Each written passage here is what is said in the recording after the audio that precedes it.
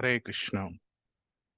ಓಂ ಅಜ್ಞಾನತಿಮಿರಾಂಧಸ್ಯ ಜ್ಞಾನಾಂಜನಶಲಾಕಯ ಚಕ್ಷುರುನ್ಮಿಲಿತಂ ಮೇನ ತಸ್ಮೈ ಶ್ರೀ ಗುರವೇ ನಮಃ.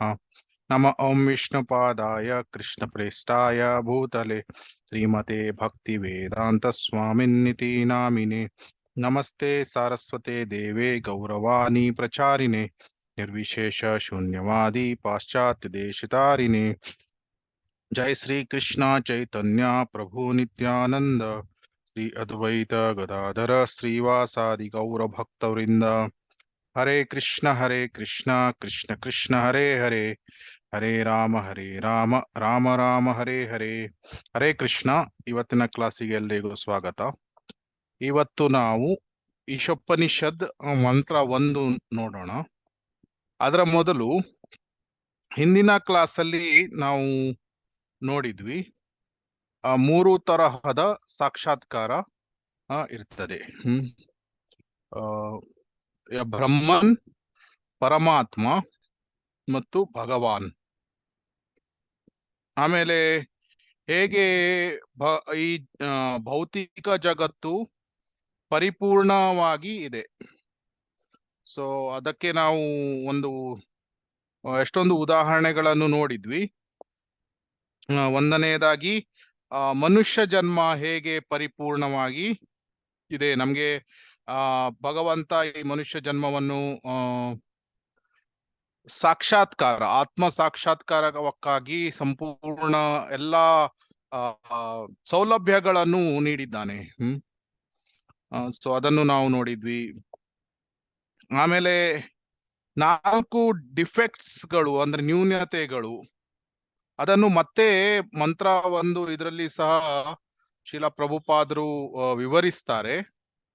ಆದ್ರಿಂದ ಯಾರಾದ್ರೂ ಹೇಳ್ತೀರಾ 4 ನ್ಯೂನತೆಗಳು ಯಾವುದು?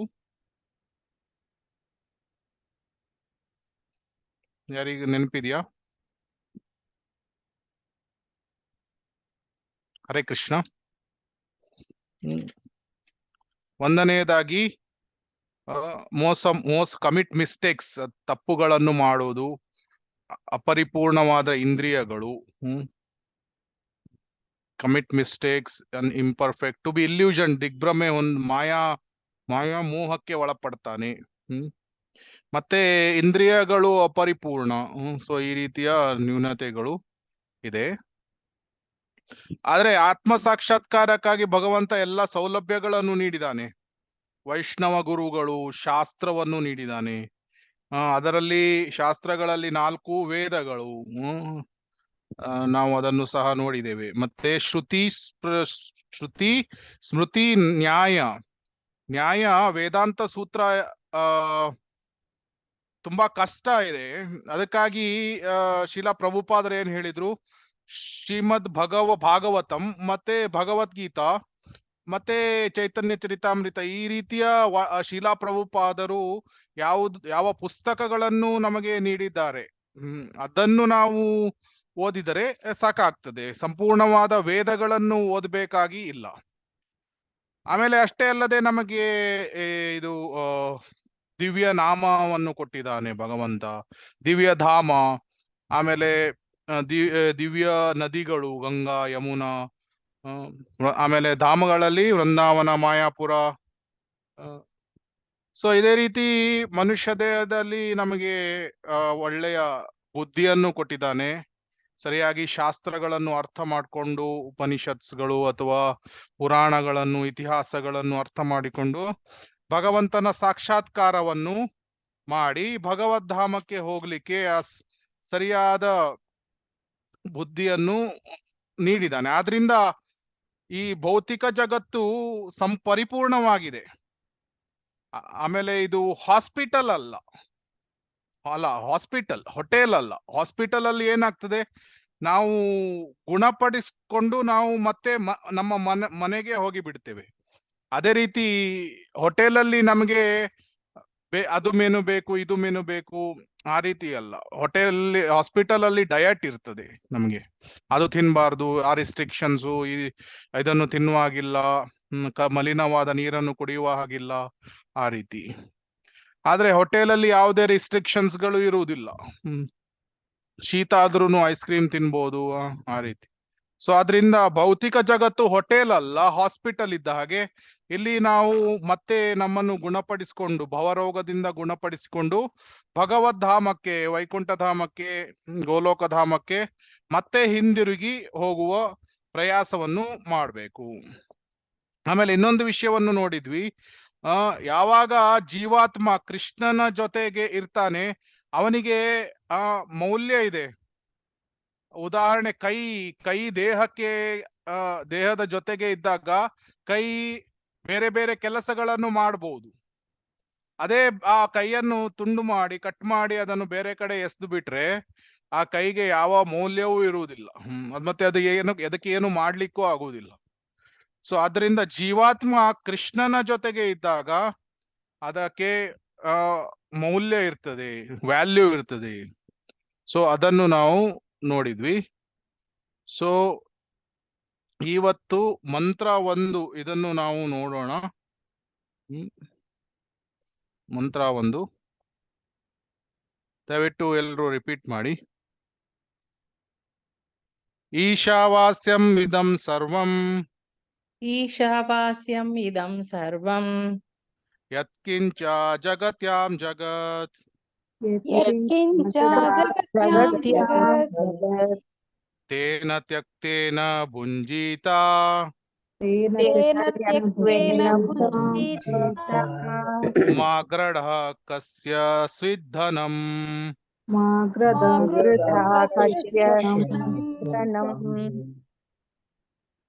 ಯಾರಾದ್ರೂ ಅನುವಾದ ಓದ್ತೀರಾ? ಹರೇ ಕೃಷ್ಣ ಪ್ರಭು. ಹರೇ ಕೃಷ್ಣ. ಈ ಜಗತ್ತಿನಲ್ಲಿರುವ ಪ್ರತಿಯೊಂದು ಚರಾಚರ ವಸ್ತುವು ಭಗವಂತನ ನಿಯಂತ್ರಣದಲ್ಲಿದೆ. ಅವನೇ ಅವುಗಳ ಒಡೆಯ. ಆದ್ದರಿಂದ ಪ್ರತಿಯೊಬ್ಬನು ತನಗೆ ಅವಶ್ಯವಾದ ವಸ್ತುಗಳನ್ನು ಮಾತ್ರ, ಅವನ ಭಾಗವೆಂದು ಮೀಸಲಿಟ್ಟಿದ್ದನ್ನು ಮಾತ್ರ ಸ್ವೀಕರಿಸಬೇಕು ಮತ್ತು ಇತರರಿಗೆ ಸೇರಿದ ವಸ್ತುಗಳೆಂದು ಚೆನ್ನಾಗಿ ತಿಳಿದುಕೊಂಡು ಇತರ ವಸ್ತುಗಳನ್ನು ಸ್ವೀಕರಿಸಬಾರದು. ಹರೇ ಕೃಷ್ಣ. ಹರೇ ಕೃಷ್ಣ. ಸೊ ಇದರಲ್ಲಿ 2 ವಿಷಯ ಇದೆ. ಏನು? ಈಶಾವಾಸ್ಯಂ ಇದಂ ಸರ್ವಂ ಅಂದ್ರೆ ಭಗವಂತ ಅವನು ಮಾಲೀಕ, ಎಲ್ಲದರ ಮಾಲೀಕ ಭಗವಂತ. Is the proprietor. ಮತ್ತೆ ಎಲ್ಲದರ ನಿಯಂತ್ರಕನು ಭಗವಂತನೇ. ದೇವೋತ್ತಮ ಪರಮ ಪುರುಷ ಕೃಷ್ಣ ಅವನು ಮಾಲೀಕ, ಅವನು ನಿಯಂತ್ರಕ. ಎಲ್ಲವೂ ಅವನಿಗೆ ಅವನ ಅಧೀನದಲ್ಲಿ ಇದೆ. ಸೊ ಈ ರೀತಿ ಕೃಷ್ಣ ಇಸ್ ದ ಪ್ರೊಪ್ರೈಟರ್. ಅದು 1ನೇ ವಿಷಯ. 2ನೇ ವಿಷಯ, ತೇನ ತ್ಯಕ್ತೇನ ಭುಂಜೀತ ಅಂದ್ರೆ ನಮ್ಮ ಕೋಟ ಭಗವಂತ ನಮಗೆ ಏನನ್ನು ನೀಡಿದ್ದಾನೆ ಅದನ್ನು ಮಾತ್ರ ನಾವು ಸ್ವೀಕಾರ ಮಾಡಬೇಕು. ನಮ್ಮ ಕೋಟಾದ ಹೊರಗೆ ಇದ್ದಿದ್ದನ್ನು ನಾವು ಆಸೆ ಮಾಡಬಾರದು. ಅದನ್ನು ನಾವು ನೋಡೋಣ. ಅದರ ಮೊದಲು 1ನೇ ಪ್ಯಾರಾದಲ್ಲಿ 4 ನ್ಯೂನತೆಗಳು ಇದೆ. ಅದು ನಾವು ಹಿಂದಿನ ಕ್ಲಾಸಲ್ಲಿ ಅದನ್ನು ನೋಡಿದ್ದೇವೆ. ಆದ್ರೆ ಯಾರಾದ್ರೂ ದಯವಿಟ್ಟು ಮತ್ತೊಂದ್ಸಲ 1, 2, 3, 4 ಅದನ್ನು ಓದಿ. 1ನೇ ಇದರಲ್ಲಿ 1ನೇ ಪ್ಯಾರಾಗ್ರಾಫ್ 4 ನ್ಯೂನತೆಗಳನ್ನು ಮಾತ್ರ ಓದಿ. ನಾ ಹೇಳ ಪ್ರಭು. ಅವನು ತಪ್ಪುಗಳನ್ನು ಮಾಡುವುದು ಖಂಡಿತ. 2ನೇದು, ಅವನು ಭ್ರಮೆಗೆ ಒಳಗಾಗುತ್ತಾನೆ. 3ನೇದು, ಅವನಿಗೆ ಇತರರನ್ನು ಮೋಸ ಮಾಡುವ ಪ್ರವೃತ್ತಿ ಇರುತ್ತದೆ. ಮತ್ತು 4ನೇದು, ಅವನ ಇಂದ್ರಿಯಗಳು ಅಪರಿಪೂರ್ಣ. ಸೊ ಈ 4 ನ್ಯೂನತೆಗಳು ಇದೆ. ಆದರೆ ವೇದಗಳು ಇದಕ್ಕೆ ಮೀರಿ ಇದೆ. ಆದ್ದರಿಂದ ಅದನ್ನು ಅಪೌರುಷೇಯ ಅಂತ ಹೇಳ್ತಾರೆ. ಭಗವಂತ ಕೃಷ್ಣ ಈ ಜ್ಞಾನವನ್ನು ಬ್ರಹ್ಮನಿಗೆ ನೀಡಿದ. ಫಸ್ಟ್ ಲಿವಿಂಗ್ ಬೀಯಿಂಗ್, ಮೊದಲು ಹುಟ್ಟಿದಂತಹ ಜೀವಿ ಅವನು ಬ್ರಹ್ಮ. ಸೊ ಅವನಿಗೆ ಭಗವಂತ ಈ ಜ್ಞಾನವನ್ನು ನೀಡಿದ. ಆಮೇಲೆ ಅದು ಗುರು ಪರಂಪರೆಯಿಂದ ಬಂತು. ಸೊ ಆದ್ರಿಂದ ಈ ಜ್ಞಾನ ಏನಿದೆ ಇದನ್ನು ಅಪೌರುಷೇಯ ಅಂತ ಹೇಳ್ತಾರೆ. ಈ 1ನೇ ಶ್ಲೋಕ ಪ್ರಾರ್ಥನೆ, ನಮ್ಮ ಇನ್ವೊಕೇಶನ್ ಇದಕ್ಕೆ ಹೇಗೆ ಕನೆಕ್ಟ್ ಆಗಿದೆ. ಪ್ರಾರ್ಥನೆಯಲ್ಲಿ ನಾವು ನೋಡಿದ್ವಿ ಹೇಗೆ ಎಲ್ಲ ಜಗತ್ತು ಪರಿಪೂರ್ಣವಾಗಿದೆ, ಕಂಪ್ಲೀಟ್. ಪೂರ್ಣಮದಂ ಪೂರ್ಣಮಿದಂ ಅದು ಆ ಶ್ಲೋಕದಲ್ಲಿ ನಾವು ನೋಡಿದ್ವಿ ಹೇಗೆ ಪರಿಪೂರ್ಣ ಜಗತ್ತು, ಈ ಭೌತಿಕ ನೇಚರ್ ಪ್ರಕೃತಿ ಕೂಡ ಪರಿಪೂರ್ಣವಾಗಿ ಇದೆ. ಈಗ ನಾವು 1ನೇ ಶ್ಲೋಕದಲ್ಲಿ ಏನು ನೋಡ್ತಾ ಇದ್ದೇವೆ ಅಂದ್ರೆ ಈ 2 ಪಾಯಿಂಟ್ ಏನು, ಭಗವಂತ ಎಲ್ಲದರ ಮಾಲೀಕ ಮತ್ತು ನಾವು ನಮ್ಮ ಕೋಟವನ್ನು ಮಾತ್ರ ಸ್ವೀಕಾರ ಮಾಡಬೇಕು. ಈ 2 ವಿಷಯವನ್ನು ಅರ್ಥ ಮಾಡಿಕೊಂಡು ನಾವು ಭಗವಂತನ ಅವನು ಸ್ವಾಧೀನತೆ ಅಥವಾ ಅವನು ಹಿಸ್ ಪ್ರೊಪ್ರೈಟರ್ಶಿಪ್ ಅದನ್ನು ನಾವು ಸಾಕ್ಷಾತ್ಕಾರ ಮಾಡುವುದು.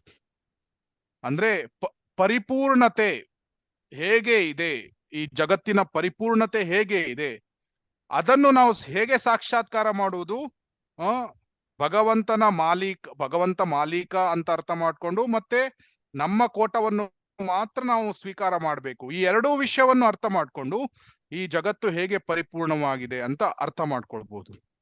ಆದ್ರೆ ಹೆಚ್ಚಿನ ಭೌತಿಕವಾದಿಗಳು ಈ ಜಗತ್ತು ಪರಿಪೂರ್ಣ ಅಂತ ಸ್ವೀಕಾರ ಮಾಡುವುದಿಲ್ಲ.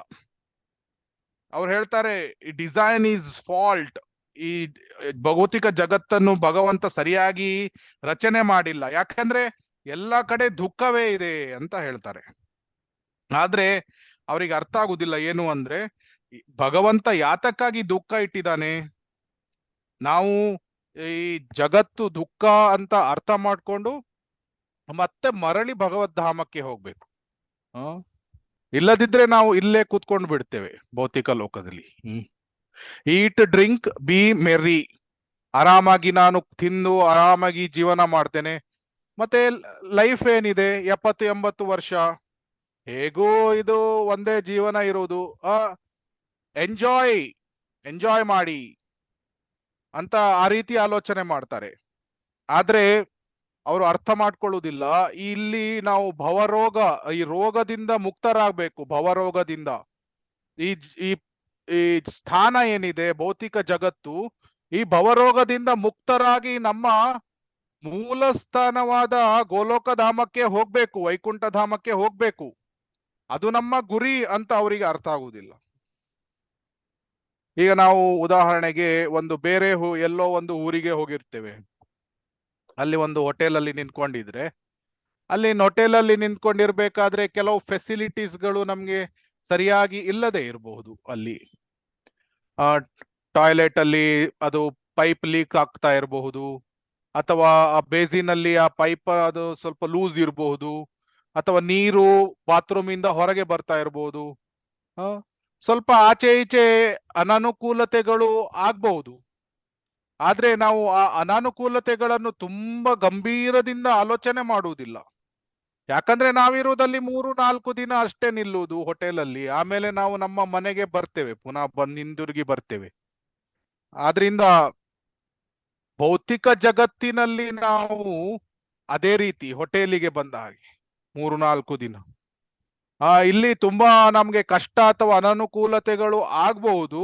ಆ ಅನಾನುಕೂಲತೆಗಳನ್ನು ನಾವು ತುಂಬಾ ಗಂಭೀರತೆಯಿಂದ ತೆಗೆದುಕೊಳ್ಬಾರ್ದು. ಭಕ್ತರು ಹೇಗೆ ಆಲೋಚನೆ ಮಾಡ್ತಾರೆ, ನಾನು ಇಲ್ಲಿ ಟೆಂಪರರಿ ಸ್ವಲ್ಪ ಸಮಯಕ್ಕೆ ಮಾತ್ರ ಇಲ್ಲಿ ಇದ್ದೇನೆ, ನಾನು ನನ್ನ ಜೀವನವನ್ನು ಭಗವಂತನ ಸೇವೆಯಲ್ಲಿ ಉಪಯೋಗಿಸ್ತೇನೆ, ಆಮೇಲೆ ನಾನು ಮರಳಿ ಭಗವದ್ಧಾಮಕ್ಕೆ ಹೋಗ್ತೇನೆ, ನನ್ನ ಮೂಲ ನಿಜವಾದ ಮನೆ ಭಗವದ್ಧಾಮಕ್ಕೆ ಹೋಗ್ತೇನೆ. ಅದನ್ನು ನಾನು ಅರ್ಥ ಮಾಡ್ಕೊಳ್ತೇನೆ. ಇದು ನನ್ನದಲ್ಲ, ಈ ಸ್ಥಳ ನನ್ನದಲ್ಲ, ಇದು ಎಲ್ಲ ಭಗವಂತನಿಗೆ ಸೇರಿದ್ದು. ಈಗ ಹೋಮ ಮಾಡ್ಬೇಕಾದ್ರೂ ಸಹ ವಿಷ್ಣು ಯಜ್ಞೇಶ್ವರ, ಆದ್ರೂ ಕೆಲವೊಮ್ಮೆ ಎಲ್ಲ ಕರ್ಮಕಾಂಡ ಇದು ಹೋಮ ಮಾಡ್ಬೇಕಾದ್ರೂ ಸಹ ಏನ್ ಹೇಳ್ತಾರೆ, ಇಂದ್ರಾಯ ಸ್ವಾಹ, ಇಂದ್ರ ಇದು ಇದಂ ನಮಮ ಅಂತ ಹೇಳ್ತಾರೆ. ಇದಂ ನಮಮ ಅಂದ್ರೆ ಏನು, ಇದು ನನ್ನದಲ್ಲ, ಇದು ನನ್ನದಲ್ಲ, ಇದು ವಿಷ್ಣುವಿಗೆ ಸೇರಿದ್ದು, ವಿಷ್ಣು ಯಜ್ಞೇಶ್ವರ. ಸೊ ಈ ರೀತಿ ನಾವು ಯಾವುದೇ ಒಂದು ಯಜ್ಞಗಳನ್ನು ಮಾಡ್ಬೇಕಾದ್ರೂ ನಾವು ಅದನ್ನು ಹೇಳ್ತೇವೆ, ಉಚ್ಚಾರ ಮಾಡ್ತೇವೆ, ಮಂತ್ರಗಳನ್ನು ಅದೇ ರೀತಿ ಹೇಳ್ತೇವೆ. ಸೊ ಮಂತ್ರ ಒಂದು ನಮ್ಗೆ ಅದೇ ಹೇಳ್ತದೆ, ಏನು, ಭಗವಂತನ ಮಾಲೀಕತೆ, ಅದು ಎಲ್ಲ ಭಗವಂತನಿಗೆ ಸೇರಿದ್ದು.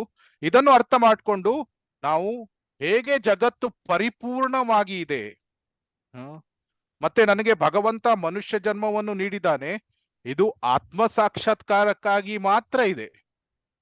It is not for enjoyment, ಇಂದ್ರಿಯ ತೃಪ್ತಿಗಾಗಿ ಇಲ್ಲ ಅದು. ಎಷ್ಟೊಂದು ಜನ ನಾಸ್ತಿಕರು, ಬೇರೆ ಬೇರೆ ರೀತಿಯ ನಾಸ್ತಿಕರು ಸಹ ಇದ್ದಾರೆ. ಈಗ ಜನರಲ್ ನಾಸ್ತಿಕರು ಬಿಟ್ಟು ಕೆಲವರು ಈ ಬುದ್ಧಿಸಂ ಏನಿದೆ, ಬುದ್ಧಿಸಂ ನಾಸ್ತಿಕತೆ, ವೇದ ಇಲ್ಲ ಅಂತ ಅದು ಆ ರೀತಿ ಪ್ರಚಾರ. ಅಥವಾ ಕೆಲವರು ಸೆಕ್ಯುಲರಿಸಂ ನಾಸ್ತಿಕರು ಇರ್ತಾರೆ. ಸೆಕ್ಯುಲರಿಸಂ ಅಂದ್ರೆ ಎಲ್ಲ ಧರ್ಮಗಳು ಅಥವಾ ಎಲ್ಲಾ ಧರ್ಮಗಳನ್ನು ನಾವು ಸಮಾನವಾಗಿ ನೋಡ್ತೇವೆ. ಆದ್ರೆ ಅಂದ್ರೆ ಇಂಡೈರೆಕ್ಟ್ಲಿ ಏನ್ ಹೇಳುದು, ಯಾವುದೇ ಧರ್ಮ ಬೇಡ. ಸೆಕ್ಯುಲರಿಸಂ ಅಲ್ಲಿ ನಾಸ್ತಿಕತೆ. ಸೊ ಈ ರೀತಿ ಬೇರೆ ಬೇರೆ ರೀತಿಯ ನಾಸ್ತಿಕರು ಎಲ್ಲ ತಮ್ಮದೇ ಆದ ವಾದಗಳನ್ನು ತತ್ವಗಳನ್ನು ಎಲ್ಲ ಹೇಳ್ತಾರೆ. ಆದ್ರೆ ಭಕ್ತನಾದವನು ಭಗವಂತನ ಪರಿಪೂರ್ಣತೆ ಹೇಗೆ, ಈ ಜಗತ್ತು ಹೇಗೆ ಪರಿಪೂರ್ಣ ಅದನ್ನು ಅವನು ಅರ್ಥ ಮಾಡ್ಕೊಳ್ತಾನೆ. ಇದರಲ್ಲಿ ಭಾವಾರ್ಥದಲ್ಲಿ 4 ಸೆಕ್ಷನ್ಗಳು. ಫಸ್ಟ್ ಪ್ಯಾರಾದಲ್ಲಿ 4 ಡಿಫೆಕ್ಟ್ಸ್ ಗಳನ್ನು ಹೇಳಿದ್ದಾರೆ. ಆಮೇಲೆ ಪರಾಶಕ್ತಿ ಅಪರಾಶಕ್ತಿ ಇದನ್ನು ಸಹ ಹೇಳಿದ್ದಾರೆ.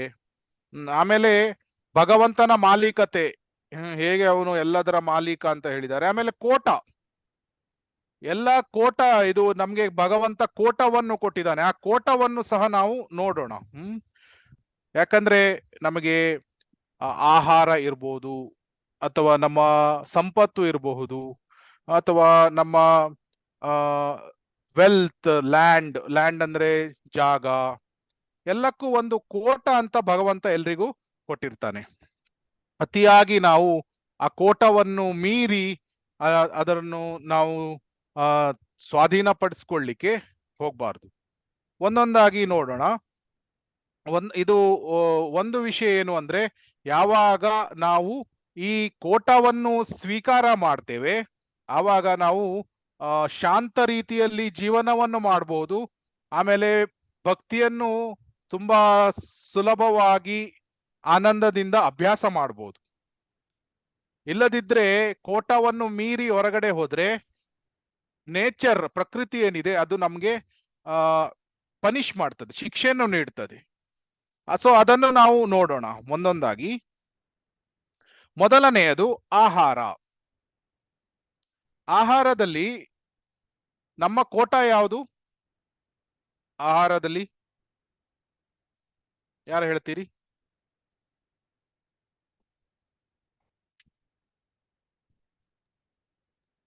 ಸಸ್ಯಾಹಾರ, ಸಾತ್ವಿಕ ಆಹಾರದ ಬಗ್ಗೆ. ಸತ್ಯಾಹಾರ, ಸಾತ್ವಿಕ ಆಹಾರ ಮನುಷ್ಯನಿಗೆ ಕೋಟ ಇದೆ. ಅದು ಸ್ಯಾಂಕ್ಷನ್ಡ್ ಫುಡ್, ಅಂದ್ರೆ ಅದು ನಮ್ಗೆ ಭಗವಂತ ಸ್ಯಾಂಕ್ಷನ್ ಮಾಡಿದ್ದಾನೆ. ಆದ್ರೆ ಪ್ರಭುಪಾದರು ಏನ್ ಹೇಳ್ತಾರೆ, ಬರೇ ಸಸ್ಯಾಹಾರಿಗಳಾದ್ರೆ ಪ್ರಯೋಜನ ಇಲ್ಲ. ಯಾಕೆ? ಎಷ್ಟೊಂದು ಪ್ರಾಣಿಗಳು ಸಹ ಸಸ್ಯಾಹಾರಿಗಳಾಗಿದೆ. ಯಾವುದು? ಮಂಗ ಸಸ್ಯಾಹಾರಿ, ಅಥವಾ ಇದು ಕೌ, ಅದು ಕೂಡ ಸಸ್ಯಾಹಾರಿ. ಒಂದು ಸಸ್ಯಾಹಾರಿ ಆಗಿರ್ಬೇಕು, ಸ್ಯಾಂಕ್ಷನ್ಡ್ ಫುಡ್. ಇನ್ನೊಂದು ಸ್ಯಾಂಕ್ಟಿಫೈಡ್ ಫುಡ್, ಭಗವಂತನಿಗೆ ನೈವೇದ್ಯ ಮಾಡಿ ಅದನ್ನು ಸ್ವೀಕಾರ ಮಾಡಬೇಕು. ಆವಾಗ sanctioned food and sanctified food ಎರಡು. ಮತ್ತೆ ಎರಡನೆಯದಾಗಿ ಓವರ್ ಈಟ್, ಅದನ್ನು ಜಾಸ್ತಿ, ನಮ್ಮ ಕೋಟಕ್ಕಿಂತ ಜಾಸ್ತಿ ತಿನ್ಲಿಕ್ಕೆ ಸಹ ಹೋಗ್ಬಾರ್ದು. ಸೊ ಜೀವಾತ್ಮ ಮತ್ತೆ ದೇಹ ಜೊತೆಗೆ ಇರ್ಲಿಕ್ಕೆ ಎಷ್ಟು ಬೇಕು ಅಷ್ಟು ಆಹಾರವನ್ನು ಸ್ವೀಕಾರ ಮಾಡ್ಬೇಕು. ಇಂದ್ರಿಯ ತೃಪ್ತಿಗಾಗಿ ಅತ್ಯಾಹಾರವನ್ನು ಮಾಡಬಾರ್ದು. ಅದಕ್ಕೆ ಶಿಲಾ ಪ್ರಭುಪಾದ್ರು ಉದಾಹರಣೆ ಕೊಡ್ತಾರೆ. ಏನು ಅಂದ್ರೆ, ಕೌ ಈಟ್ಸ್ ಗ್ರಾಸ್, ದನ ಹುಲ್ಲನ್ನು ತಿಂತದೆ, ಹುಲಿ ಮಾಂಸವನ್ನು ತಿಂತದೆ. ಈಗ ದನದ ಆಹಾರವನ್ನು ತಿನ್ಲಿಕ್ಕೆ ಹುಲಿ ಬರುವುದಿಲ್ಲ, ಅಥವಾ ಹುಲಿಯ ಆಹಾರವನ್ನು ತಿನ್ಲಿಕ್ಕೆ ದನ ಹೋಗುದಿಲ್ಲ. ದನ ಅದು ದೇಹವನ್ನು ಬಿಟ್ಟರೂ ಸಹ ಅದು ಮಾಂಸವನ್ನು ತಿನ್ಲಿಕ್ಕೆ ಹೋಗುದಿಲ್ಲ. ಆದ್ರಿಂದ ಅವರ ಮಧ್ಯೆ ಕಾಂಪಿಟೇಷನ್ ಅಂತ ಇಲ್ಲ. ಆದ್ರೆ ಮನುಷ್ಯ ಅವನಿಗೆ ಸ್ಯಾಂಕ್ಷನ್ ಆಗಿರುವಂತಹ ಆಹಾರ ಏನಿದೆ ಅದು ಸಸ್ಯಾಹಾರಿ ಆಹಾರಗಳು. ಆದ್ರೆ ಅವನು ಅವನ ಕೋಟಕ್ಕಿಂತ ಹೊರಗಡೆ ಹೋಗಿ ಮಾಂಸಾಹಾರವನ್ನು ತಿನ್ಲಿಕ್ಕೆ ಹೋಗ್ತಾನೆ. Going beyond the quota, boundary ಕೊಟ್ಟಿದ್ದು, ಆ ಬೌಂಡ್ರಿಯನ್ನು ದಾಟಿ ಇನ್ನೂ ನನಗೆ ಬೇಕು, ಇನ್ನೂ ಬೇಕು ಅಂತ, ಆ ರೀತಿ. ಸೊ ಆದ್ರಿಂದ ಫುಡ್, ಆಹಾರದ ಬಗ್ಗೆ sanctioned food and sanctified food, ಇದು ಎರಡನ್ನು ಕೃಷ್ಣ ಪ್ರಸಾದಂ, ಅದನ್ನು ಭಕ್ತರು ಸ್ವೀಕಾರ ಮಾಡ್ತಾರೆ. ಮತ್ತೆ ಒಂದನೇದಾಗಿ ಸ್ಯಾಂಕ್ಷನ್ಡ್ ಸ್ಯಾಂಕ್ಟಿಫೈಡ್ ಅದನ್ನು ಸ್ವೀಕಾರ ಮಾಡ್ತಾರೆ. ಮತ್ತೆ ಅದನ್ನು ಎಷ್ಟು ಬೇಕೋ ಅಷ್ಟೇ, ಅತಿ ಆಹಾರ ಓವರ್ ಈಟಿಂಗ್ ಅದನ್ನು ಸಹ ಅವರು ಮಾಡುವುದಿಲ್ಲ. ಸೊ ಇದು ಆಹಾರದ ಬಗ್ಗೆ ಕೋಟ, ನಮ್ಮ ಕೋಟ ಯಾವುದು ಹೇಳಿ? ಈಗ ಆಹಾರದ ಬಗ್ಗೆ ಕೋಟ ನಮ್ದು ಯಾವುದು? Sanctified food. ಸ್ಯಾಂಕ್ಷನ್ಡ್ ಫುಡ್ ಸಸ್ಯಾಹಾರ, ಸ್ಯಾಂಕ್ಟಿಫೈಡ್ ಫುಡ್ ಅಂದ್ರೆ ನಾವು ಅದನ್ನು ಭಗವಂತನಿಗೆ ಅರ್ಪಿಸ್ತೇವೆ. ಮತ್ತೆ ಮೂರನೇ ಪಾಯಿಂಟ್ ಯಾವುದು? ಅತಿ ಆಹಾರ ಮಾಡಬಾರ್ದು. ಪ್ರಸಾದ ಇದೆ, ಅದನ್ನು ಓವರ್ ಈಟಿಂಗ್ ಮಾಡುವುದಲ್ಲ. ಸೊ ಇದು 3 ವಿಷಯ. ಮತ್ತೆ ಈಗ ಬಂದು ಪ್ರಾಪರ್ಟಿ ಅಂದ್ರೆ ನಮ್ಮ ಆಸ್ತಿ. ಅಲೆಕ್ಸಾಂಡರ್ ದ ಗ್ರೇಟ್, ಅವ್ರ ರಾಜ, ಅವನು ಎಲ್ಲ ನನ್ನ ಇಡೀ ವಿಶ್ವವನ್ನೇ ನಾನು ಜಯಿಸ್ಬೇಕು ಅಂತ ಯುದ್ಧ ಮಾಡ್ತಾ ಹೋದ. ಅದೇ ರೀತಿ ಮೊಘಲರು, ಎಷ್ಟೊಂದು ಜನ ರಾಜರು ಅತಿ ಆಸೆ ಪಟ್ಟು ಎಲ್ಲ ಆಸ್ತಿನ ಇಡೀ ಪ್ರಪಂಚವನ್ನು ನನ್ನ ಆಸ್ತಿಯನ್ನಾಗಿ ಮಾಡಬೇಕು ಅಂತ ಹೋಗ್ತಾರೆ. ಸೊ ಈ ರೀತಿಯ ಅತಿಯಾದ ಆಸೆ ಒಳ್ಳೆಯದಲ್ಲ. ಆಕ್ಚುಲಿ ಕೃಷ್ಣನನ್ನು ಜೀವನದ ಮಧ್ಯೆ ಇಟ್ಕೊಂಡು ಆಮೇಲೆ ಕೃಷ್ಣ ನಮಗೆ ಏನನ್ನು ನೀಡ್ತಾನೆ ಅದನ್ನು ಸಂತೋಷದಿಂದ ಸ್ವೀಕಾರ ಮಾಡಬೇಕು. ಧರ್ಮ ಹಾನೆಸ್ಟ್ಲಿ, ಅಂದ್ರೆ ಯಾವುದೇ ಮೋಸವನ್ನು ಮಾಡಬಾರ್ದು, ಯಾವುದೇ ಲಂಚ ಕೊಡುವುದು, ಅಥವಾ ಕೆಲವರು ಈ ಕೊಲೆ ಮಾಡಬಹುದು, ಈ ಬೇರೆಯವರ ಆಸ್ತಿಯನ್ನು ಒಳಗಾಕೊಳ್ಳಿಕ್ಕೆ, ಈ ರೀತಿಯ ವಿಷಯಗಳನ್ನು ಮಾಡಬಾರ್ದು. No bribery, no cheating. ಧರ್ಮದಿಂದ ಭಗವಂತ ನಮಗೆ ಯಾವ ಎಷ್ಟು ಆಸ್ತಿಯನ್ನು ಕೊಟ್ಟಿದ್ದಾನೆ ಅಷ್ಟು ಆಸ್ತಿಯನ್ನು ನಾವು ಅದು ಸ್ಯಾಂಕ್ಷನ್ಡ್ ಪ್ರಾಪರ್ಟಿಲಿ ಆಸ್ತಿ, ಸ್ಯಾಂಕ್ಷನ್ಡ್ ಆಸ್ತಿ. ಮತ್ತೆ ಎರಡನೆಯದಾಗಿ ಏನು, ಅದನ್ನು ಸ್ಯಾಂಕ್ಟಿಫೈ ಹೇಗೆ ಮಾಡ್ತೇವೆ? ಆಸ್ತಿಯನ್ನು ಸ್ಯಾಂಕ್ಟಿಫೈ ಹೇಗೆ ಮಾಡ್ತೇವೆ? By donating to the temple certain. ಹೌದು, ಸ್ಮಾಲ್ ಪೋರ್ಷನ್ ಅನ್ನು ನಾವು ಅದರಲ್ಲಿ ಈಗ ಆಸ್ತಿಯಲ್ಲಿ ಏನೋ ಒಂದು ರೆಂಟ್ ಬಂತು ಅಥವಾ ಏನಾದ್ರೂ ಸಮ್ ಪೋರ್ಷನ್ ಬಂತು, ಅದನ್ನು ಟೆಂಪಲ್ಗೆ ಅಥವಾ ಕೃಷ್ಣ ಪ್ರಜ್ಞಾ ಆಕ್ಟಿವಿಟೀಸ್ ಗಳಿಗೆ ನೀಡುವುದು. ಆವಾಗ ಅದೇನಾಯ್ತು, ಸ್ಯಾಂಕ್ಟಿಫೈ ಆಗಿ ಬಿಡ್ತು. ಮತ್ತೆ ಮೂರನೆಯದು ಪಾಯಿಂಟ್ ಯಾವುದು? ಅದನ್ನು ಜಾಸ್ತಿ ಓವರ್ ಈಟಿಂಗ್ ಹೇಗೆ ಮಾಡಬಾರ್ದು. ಅದೇ ರೀತಿ ಎಲ್ಲ ಆಸ್ತಿಗಳು ನನ್ಗೆ ಬೇಕು, ಅವನ ಆಸ್ತಿ ಇವನ ಆಸ್ತಿ ಎಲ್ಲ ನನ್ನ ಆಸ್ತಿಯನ್ನಾಗಿ ಮಾಡ್ಕೊಳ್ಬೇಕು, ಈ ರೀತಿಯ ಭಾವನೆ ಇರಬಾರ್ದು. ಭಗವಂತ ನೀಡಿದಾನೆ, ನನ್ನ ಜೀವನಕ್ಕೆ ಇಷ್ಟು ಸಾಕು, ಇದನ್ನು ನಾನು ಉಪಯೋಗಿಸಿಕೊಂಡು ಕೃಷ್ಣ ಪ್ರಜ್ಞೆಯನ್ನು ನಾನು ಹೊಂದುತ್ತೇನೆ. ಇದು ಆಸ್ತಿಯ ಬಗ್ಗೆ ಕೋಟ. ಮೂರನೆಯದು ವೆಲ್ತ್, ಸಂಪತ್ತು ಸಹ ಆಸ್ತಿಯ ತರಾನೇ ಧರ್ಮದ ಪ್ರಕಾರ ಅದನ್ನು ನಾವು ಕೃಷ್ಣ ಭಗವಂತ ನಮ್ಗೆ ಎಷ್ಟು ನೀಡ್ತಾನೆ ಅದನ್ನು ಸ್ವೀಕಾರ ಮಾಡಬೇಕು. ಅದನ್ನು ಸ್ಯಾಂಕ್ಟಿಫೈ ಹೇಗೆ ಮಾಡುವುದು? ಸೇಮ್, ಸ್ವಲ್ಪ ಡೊನೇಷನ್ಸ್ ಗಳನ್ನು ಕೊಡುವುದು. ಮತ್ತೆ ಅದನ್ನು ಸಹ ಜಾಸ್ತಿ ಸಂಪತ್ತನ್ನು ಹೊಂದಲಿಕ್ಕೆ ಆಸೆ ಪಡಬಾರ್ದು. ಜಾಸ್ತಿ ಸಂಪತ್ತನ್ನು ಹೊಂದಿದ್ರೆ ಏನಾಗ್ತದೆ? ಕಳ್ಳತನ ಮಾಡ್ಲಿಕ್ಕೆ ಬರಬಹುದು, ದರೋಡೆಕೋರರು ಬರಬಹುದು, ಅಥವಾ ಏನು ಇಲ್ದಿದ್ರು ಸಹ ಮಾತ್ಸರ್ಯವನ್ನು ಪಡ್ತಾರೆ ಬೇರೆಯವರು ಅಲ್ವಾ. ಸಂಪತ್ತು ಜಾಸ್ತಿ ಇದ್ರೆ ನಾವು ಆಲೋಚನೆ ಮಾಡ್ಬೋದು, ನನ್ಗೆ ಸಂಪತ್ತು ಇದ್ರೆ ನನ್ಗೆ ಜೈ ಜೈಕಾರ ಹಾಕ್ತಾರೆ ಅಂತ ನಾನು ಆಲೋಚನೆ ಮಾಡ್ಬೋದು. ಆದ್ರೆ ಬೇರೆ ರೀತಿಯ ಮಾತ್ಸರ್ಯವನ್ನು ಹೊಂದಿರುವ ಜನರು ಬೇರೆ ರೀತಿ ಆಲೋಚನೆ ಮಾಡ್ತಾರೆ. ಅವನ ಸಂಪತ್ತನ್ನು ನಾವು ಹೇಗೆ ತೆಗೆದುಕೊಳ್ಳುವುದು ಅಂತ. ಅವಂತಿ ಬ್ರಾಹ್ಮಣನ ಕಥೆಯಲ್ಲಿ ಏನಾಗಿದ್ದು?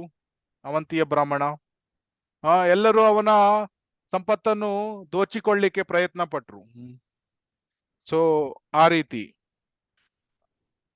ಅದರಿಂದ ಡೋಂಟ್ ಓವರ್ ಎಕ್ಯುಮುಲೇಟ್, ಜಾಸ್ತಿ ಇದನ್ನು ಆ ಸಂಪತ್ತನ್ನು ನಾವು ಪಡ್ಕೊಂಡಿರ್ಬಾರ್ದು.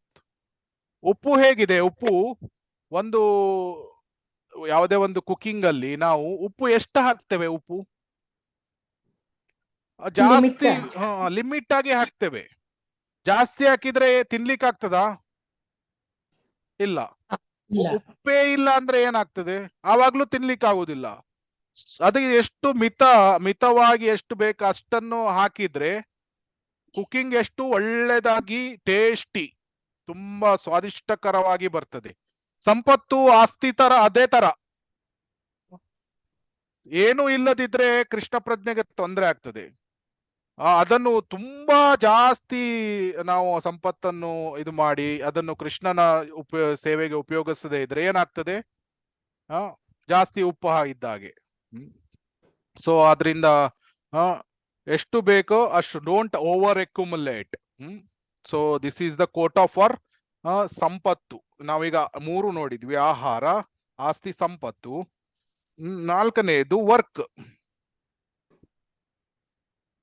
ವರ್ಕ್ ಅಂದ್ರೆ ನಾವು ಮಾಡುವ ಡೈಲಿ ಕಾರ್ಯಗಳು.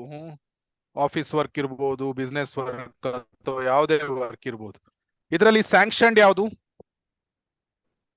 ಧರ್ಮದ ಪ್ರಕಾರ. ಈಗ ಅಧರ್ಮದ ಪ್ರಕಾರ ಅಂದ್ರೆ ಯಾವ್ದು ಬರ್ತದೆ? ಮಾಂಸಾಹಾರ ಸ್ಲಾಟರ್ ಹೌಸಸ್ ಗಳಲ್ಲಿ ಕೆಲಸ ಮಾಡೋದು, ಅಥವಾ ಲಿಕ್ಕರ್ ಶಾಪ್ ಗಳಲ್ಲಿ ಕೆಲಸ ಮಾಡೋದು ಇಂಥದ್ದು, ಅಥವಾ ಮಾಂಸಾಹಾರ ಮಾರುವ ಅಂತ ಇಂಡಸ್ಟ್ರೀಸ್ಗಳು ಅಥವಾ ಅಂಗಡಿಗಳಲ್ಲಿ ಕೆಲಸ ಮಾಡುವುದು. ಇದೆಲ್ಲ ಅಧರ್ಮದ ಪ್ರಕಾರ, ಇರ್ರಿಲಿಜಿಯಸ್. ಧರ್ಮದ ಪ್ರಕಾರ ಕೆಲಸ ಮಾಡ್ಬೇಕು. ಆಮೇಲೆ ಸ್ಯಾಂಕ್ಟಿಫೈಡ್, ಆ ಕೆಲಸ ಮಾಡಿ ಬಂದ ಇದನ್ನು ಪೋರ್ಷನ್ ಅನ್ನು ಕೊಡುವುದು. ಏನಾಗ್ತದೆ? Connect to Krishna. ನಾವು ಯಾವಾಗ್ಲೂ ಸ್ಯಾಂಕ್ಟಿಫೈ ಮಾಡ್ಬೇಕಾದ್ರೆ ಅದನ್ನು ಭಗವಂತನ ಜೊತೆ ಅದನ್ನು ಕನೆಕ್ಟ್ ಮಾಡಿ ಬಿಟ್ರೆ ಅದು ಪವಿತ್ರವಾಗಿ ಬಿಡ್ತದೆ. ಯಜ್ಞಾರ್ಥಾತ್ ಕರ್ಮಣೋನ್ಯತ್ರ ಲೋಕೋಯಂ ಕರ್ಮ ಬಂಧನ. ಏನಾಗ್ತದೆ? ಅನ್ಯತ್ರ ಲೋಕೋಯಂ ಕರ್ಮ ಬಂಧನ. ನಾವು ಕೃಷ್ಣನನ್ನು ಕನೆಕ್ಟ್ ಮಾಡದೆ ಯಾವುದೇ ಕೆಲಸವನ್ನು ಮಾಡಿದಾಗ ಕರ್ಮ ಬಂಧನ ಆಗಿ ಬಿಡ್ತದೆ. ಅದಕ್ಕಾಗಿ ಏನ್ ಮಾಡು? ಯಜ್ಞಾರ್ಥಾತ್ ಕರ್ಮಣು, ಯಜ್ಞದ ಕೆಲಸವನ್ನು ಮಾಡು. ಭಕ್ತರು ಸಂಕೀರ್ತನ ಯಜ್ಞವನ್ನು ಮಾಡಿ ಬಿಡ್ತಾರೆ.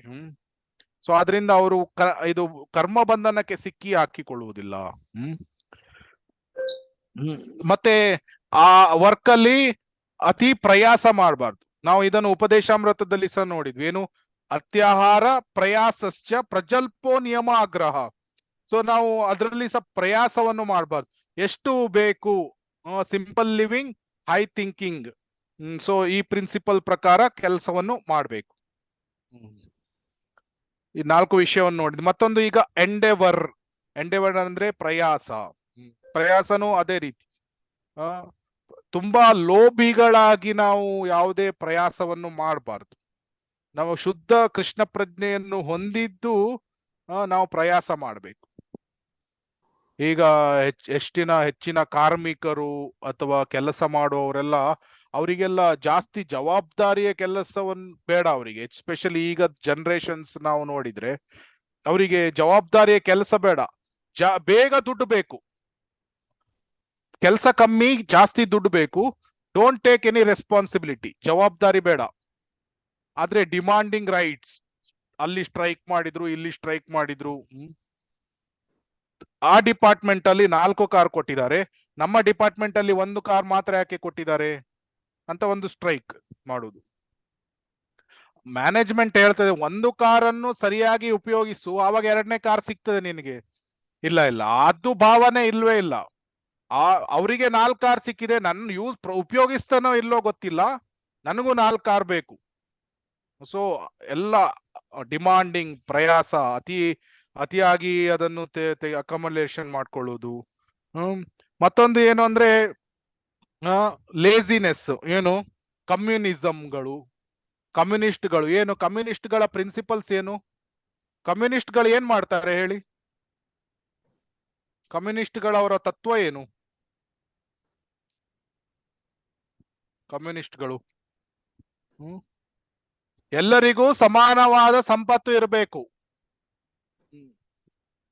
ಕಮ್ಯುನಿಸ್ಟ್ ಇದು ಕಮ್ಯುನಿಸ್ಟ್ ಆದ್ರೆ ಏನಾಗ್ತದೆ, ಒಂದು ರಾಜ್ಯ ಅಥವಾ ದೇಶ ಕಮ್ಯುನಿಸ್ಟ್ ಆದ್ರೆ ಜನರು ಲೇಜಿಗಳಾಗ್ತಾರೆ, ಸೋಮಾರಿಗಳಾಗ್ತಾರೆ. ಯಾಕಂದ್ರೆ ಒಬ್ಬ ಶ್ರೀಮಂತ ವ್ಯಕ್ತಿ ಇದ್ರೆ ಅವನ ಎಲ್ಲ ಸಂಪತ್ತನ್ನು ಗವರ್ಮೆಂಟ್ ಕೊಡ್ಬೇಕು, ಗವರ್ಮೆಂಟ್ ಅದನ್ನು ಯಾರು ಪೂವರ್ಗೆ, ಬಡ ವ್ಯಕ್ತಿಗಳಿಗೆ ಕೊಡ್ತಾರೆ ಅಂತ ಹೇಳ್ತಾರೆ. ಅವರಿಗೆ ಫ್ರೀಯಾಗಿ ದುಡ್ಡು ಕೊಡುವಾಗ ಅವ್ರು ಯಾಕೆ ಕೆಲಸ ಮಾಡ್ತಾರೆ? ಕೆಲಸ ಮಾಡಿದಾಗ ಸಂಬಳ ಅಂದಾಗ ಎಲ್ಲ ಕಷ್ಟಪಟ್ಟು ದುಡಿತಾರೆ. ಸೊ ಆದ್ರಿಂದ ಕ್ಯಾಪಿಟಲಿಸ್ಟ್ ಕೈಗಾರಿಕವಾದಿಗಳು ಕಮ್ಯುನಿಸ್ಟ್ಗಳಿಗೆ ಹೇಳ್ತಾರೆ, ನೀವು ಜನರನ್ನು ಸೋಮಾರಿಗಳನ್ನಾಗಿ ಮಾಡ್ತೀರಿ ಅಂತ. ಕಮ್ಯುನಿಸ್ಟ್ಗಳು ಕೈಗಾರಿಕವಾದಿ ಕ್ಯಾಪಿಟಲಿಸ್ಟ್ಗಳಿಗೆ ಏನ್ ಹೇಳ್ತಾರೆ, ನೀವು rich are becoming rich, poor are becoming poor. ಶ್ರೀಮಂತರು ಶ್ರೀಮಂತರಾಗ್ತಾ ಹೋಗ್ತಾ ಇದ್ದಾರೆ, ಬಡವರು ಆಗ್ತಾ ಹೋಗ್ತಾ ಇದ್ದಾರೆ. ಬ್ಯಾಲೆನ್ಸ್ ಇಲ್ಲ ಸೊಸೈಟಿಯಲ್ಲಿ. ಆದ್ರಿಂದ ಕೈಗಾರಿಕವಾದಿಗಳು ಇರ್ಲಿ, ಕಮ್ಯುನಿಸಂ ಇರ್ಲಿ, ಕ್ಯಾಪಿಟಲಿಸಂ ಇರ್ಲಿ, ಎಲ್ಲರೂ ಯಾರು ಸಂತೋಷದಿಂದ ಇಲ್ಲ. ಇದಕ್ಕೆ ಮೂಲವಾದ ಪ್ರಾಬ್ಲಮ್ ಶೀಲ ಪ್ರಭುಪಾದರು ಏನ್ ಹೇಳ್ತಾರೆ ಅಂದ್ರೆ, ಎಲ್ಲವೂ ಕೃಷ್ಣನಿಗೆ ಸಂಬಂಧಪಟ್ಟದು. ಆದ್ರೆ ಕ್ಯಾಪಿಟಲಿಸ್ಟ್ಗಳು ಎಲ್ಲ ನನ್ನದು ಅಂತ ಹೇಳ್ತಾರೆ, ಕಮ್ಯುನಿಸ್ಟ್ಗಳು ಇದು ಎಲ್ಲರಿಗೂ ಸಮಾನವಾಗಿ ಇರ್ಬೇಕು ಅಂತ ಹೇಳ್ತಾರೆ. ಆದ್ರಿಂದ ಇಬ್ರು ಕಳ್ಳರೆ. ಆಮೇಲೆ ಕಳ್ಳರಾದ್ರೆ ಸುಖವಾಗಿ ಇರ್ಲಿಕ್ಕೆ ಸಾಧ್ಯ ಇಲ್ಲ. ಅದಕ್ಕಾಗಿ ಉಪದೇಶಾಮೃತದ 6 ತತ್ವಗಳನ್ನು ಪಾಲನೆ ಮಾಡಬೇಕು. ಉತ್ಸಾಹಾತ್, ನಿಶ್ಚಯಾತ್, ಧೈರ್ಯಾತ್, ತತ್ತತ್ ಕರ್ಮ ಪ್ರವರ್ತನಾತ್, ಸಂಗತ್ಯಾಗಾತ್, ಸತೋ ವೃತ್ತೆ, ಷಡ್ಭಿರ್ ಭಕ್ತಿ ಪ್ರಸಿದ್ಧತಿ. ಸೊ ಈ ಪ್ರಿನ್ಸಿಪಲ್ಸ್ ಗಳನ್ನು ಫಾಲೋ ಮಾಡಿದ್ರೆ ಒಬ್ಬನು ಭಕ್ತಿಯಲ್ಲಿ ಬೆಳಿಬಹುದು. ಯೂಸ್ ಇಂಟೆಲಿಜೆನ್ಸ್, ಬುದ್ಧಿಯನ್ನು ಉಪಯೋಗಿಸಿ. ಉತ್ಸಾಹ, ನಿಶ್ಚಯ, ಧೈರ್ಯ, ಈ ಪ್ರಿನ್ಸಿಪಲ್ಸ್ ತತ್ವಗಳನ್ನು ಫಾಲೋ ಮಾಡಿ ಭಕ್ತಿಯಲ್ಲಿ ಎಳಿಯಬೇಕು. ಅದು ಬಿಟ್ಟು ಎಲ್ಲರ ಅವರ ಸಂಪತ್ತನ್ನು ತೆಗೆದು ಇವರಿಗೆ ಕೊಡುವುದು ಅಂತ ಕಮ್ಯುನಿಸಂ ಎಲ್ಲ ಅದು ಸರಿಯಾದ ನಿಜವಾದ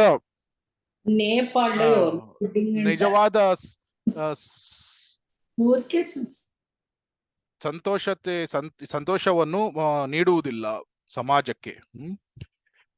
ಸೊ ಹಾಗೆ ನಾವು ಪ್ರಯಾಸ ಇದರಲ್ಲಿ ನಾವು ನೋಡಿದ್ವಿ. ಪ್ರಯಾಸ. ಮತ್ತೆ ನೆಕ್ಸ್ಟ್ ರಿಲೇಶನ್ಶಿಪ್, ಸಂಬಂಧದಲ್ಲಿ ಕೋಟ, ನಮ್ಮ ಕೋಟ ಯಾವುದು? ತುಂಬಾ ಸುಲಭ ಇದೆ, ಇದನ್ನ ಹೇಳಿ. ಸಂಬಂಧದಲ್ಲಿ ನಮ್ಮ ಕೋಟ ಮ್ಯಾರೇಜ್. ಪ್ರತಿಯೊಬ್ಬ ವ್ಯಕ್ತಿಗೂ ಧರ್ಮದ ಪ್ರಕಾರ ಮದುವೆ ಆಗುವಂತಹ ಹಕ್ಕು ಇದೆ.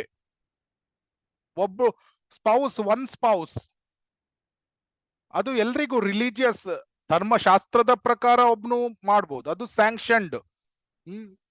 ಸ್ಯಾಂಕ್ಟಿಫೈಡ್ ಯಾವಾಗ ಆಗ್ತದೆ?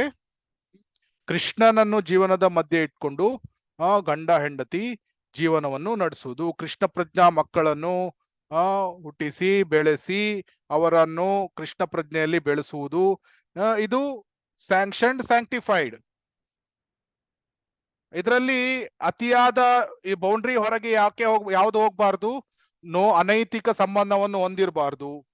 ನನಗೆ ನನ್ನ ಹೆಂಡತಿಯ ಜೊತೆ ಸರಿಯಾಗಿ ಸ್ಯಾಟಿಸ್ಫ್ಯಾಕ್ಷನ್ ಇಲ್ಲ, ಅದರಿಂದ ನಾನು ಹೊಸ ಒಂದು ರಿಲೇಶನ್ಶಿಪ್, ಹೊಸ ಈ ಸ್ತ್ರೀಯ ಜೊತೆ ನಾನು ಬೆಳೆಸ್ಕೊಳ್ತೇನೆ.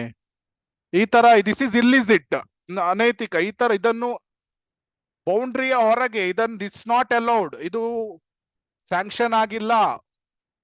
ಸೊ ಅದರಿಂದ ರಿಲೇಶನ್ಶಿಪ್ ಅಲ್ಲಿ ಸ್ಯಾಂಕ್ಷನ್ಡ್ ಅಂದ್ರೆ ಮದುವೆಯಾಗಿ ಸ್ಯಾಂಕ್ಟಿಫೈಡ್ ಕೃಷ್ಣ ಪ್ರಜ್ಞೆಯಲ್ಲಿ ಬೆಳೆಸುವುದು ಮತ್ತೆ ಜೀವನವನ್ನು ನಡೆಸುವುದು ಬೌಂಡ್ರಿಯ ಹೊರಗೆ ಹೋಗ್ಲಿಕ್ಕೆ ಇಲ್ಲ, ಅನೈತಿಕ ಸಂಬಂಧವನ್ನು ಹೊಂದಲಿಕ್ಕೆ ಇಲ್ಲ. ನೆಕ್ಸ್ಟ್ ಒನ್ ಕೋಟ, ನಮ್ಮ ಕೋಟದಲ್ಲಿ ರೆಸಿಡೆನ್ಸ್ ಅಂದ್ರೆ ಗ್ರಹದಲ್ಲಿ ಇದು ನಮ್ಗೆ ಇದು ಸಹ ಮೋರರ್ಲೆಸ್ ಸಂಪತ್ತು ಮತ್ತೆ ಆಸ್ತಿಯ ಪ್ರಕಾರನೇ. ಏನು ಅಂದ್ರೆ ಒಂದು ಭಗವಂತ ನಮ್ಗೆ ಒಂದು ಸಣ್ಣ ಒಂದು ಶೆಲ್ಟರ್, ಆಹಾರ, ಫುಡ್, ಕ್ಲೋತ್, ಶೆಲ್ಟರ್, ಬಟ್ಟೆ ಮತ್ತೆ ನಿಲ್ಲಿಕ್ಕೆ ಆಶ್ರಯ, ಇದನ್ನು ಭಗವಂತ ಒಂದು ಕೋಟ ಅಂತ ಕೊಟ್ಟಿರ್ತಾನೆ. ಅದನ್ನು ಮೀರಿ ಹೋಗ್ಲಿಕ್ಕೆ ನೋಡ್ಬಾರ್ದು. 1000 ಎಕರೆ ಲ್ಯಾಂಡ್ ಬೇಕು, 2000 ಎಕರೆ ಲ್ಯಾಂಡ್ ಬೇಕು, ಈ ರೀತಿ. ಅಥವಾ ಬಟ್ಟೆಯಲ್ಲೂ ಸಹ ನನ್ನ ಶಕ್ತಿ ಎಷ್ಟಿದೆ ಅದರ ಪ್ರಕಾರ ನಾನು ವಸ್ತ್ರವನ್ನು ಧರಿಸ್ತೇನೆ. ಈಗ ಒಬ್ಬ ಕಸ ಗುಡಿಸುವವನು, ರೋಡಿನಲ್ಲಿ ಕಸ ಗುಡಿಸುವ ಕೆಲಸ ಇದ್ದು, ಅವನು ಟಿಪ್ ಟಾಪ್ ಆಗಿ ಟೈ, ಕೋಟ್ ಅಥವಾ 20,000 ಕೋಟ್ ಹಾಕೊಂಡು 5,000 ಶೂಸ್ ಹಾಕೊಂಡು ಅವನು ರೋಡಲ್ಲಿ ಕಸ ಗುಡಿಸಿದ್ರೆ it is beyond his quota actually. ಯಾಕಂದ್ರೆ ಅವನಿಗೆ ಸಂಬಳನೇ ಒಂದು 20,000 30,000 ಬರ್ತಾ ಇರಬಹುದು. ಅವನು ಅದರಲ್ಲಿ 5,000 10,000 ಬರೇ ಡ್ರೆಸ್ಸಿಗೆ ಅದನ್ನು ಸ್ಪೆಂಡ್ ಮಾಡಿದ್ರೆ ಅವನು ಫ್ಯಾಮಿಲಿಯನ್ನು ಹೇಗೆ ನೋಡ್ಕೊಳ್ತಾನೆ? ಅದೇ ಬ್ಯಾಂಕ್ ಮ್ಯಾನೇಜರ್ ಆಗಿದ್ರೆ ಅವನು ಅದರ ಪ್ರಕಾರ ಅವನು ಡ್ರೆಸ್ ಹಾಕೊಳ್ಬಹುದು.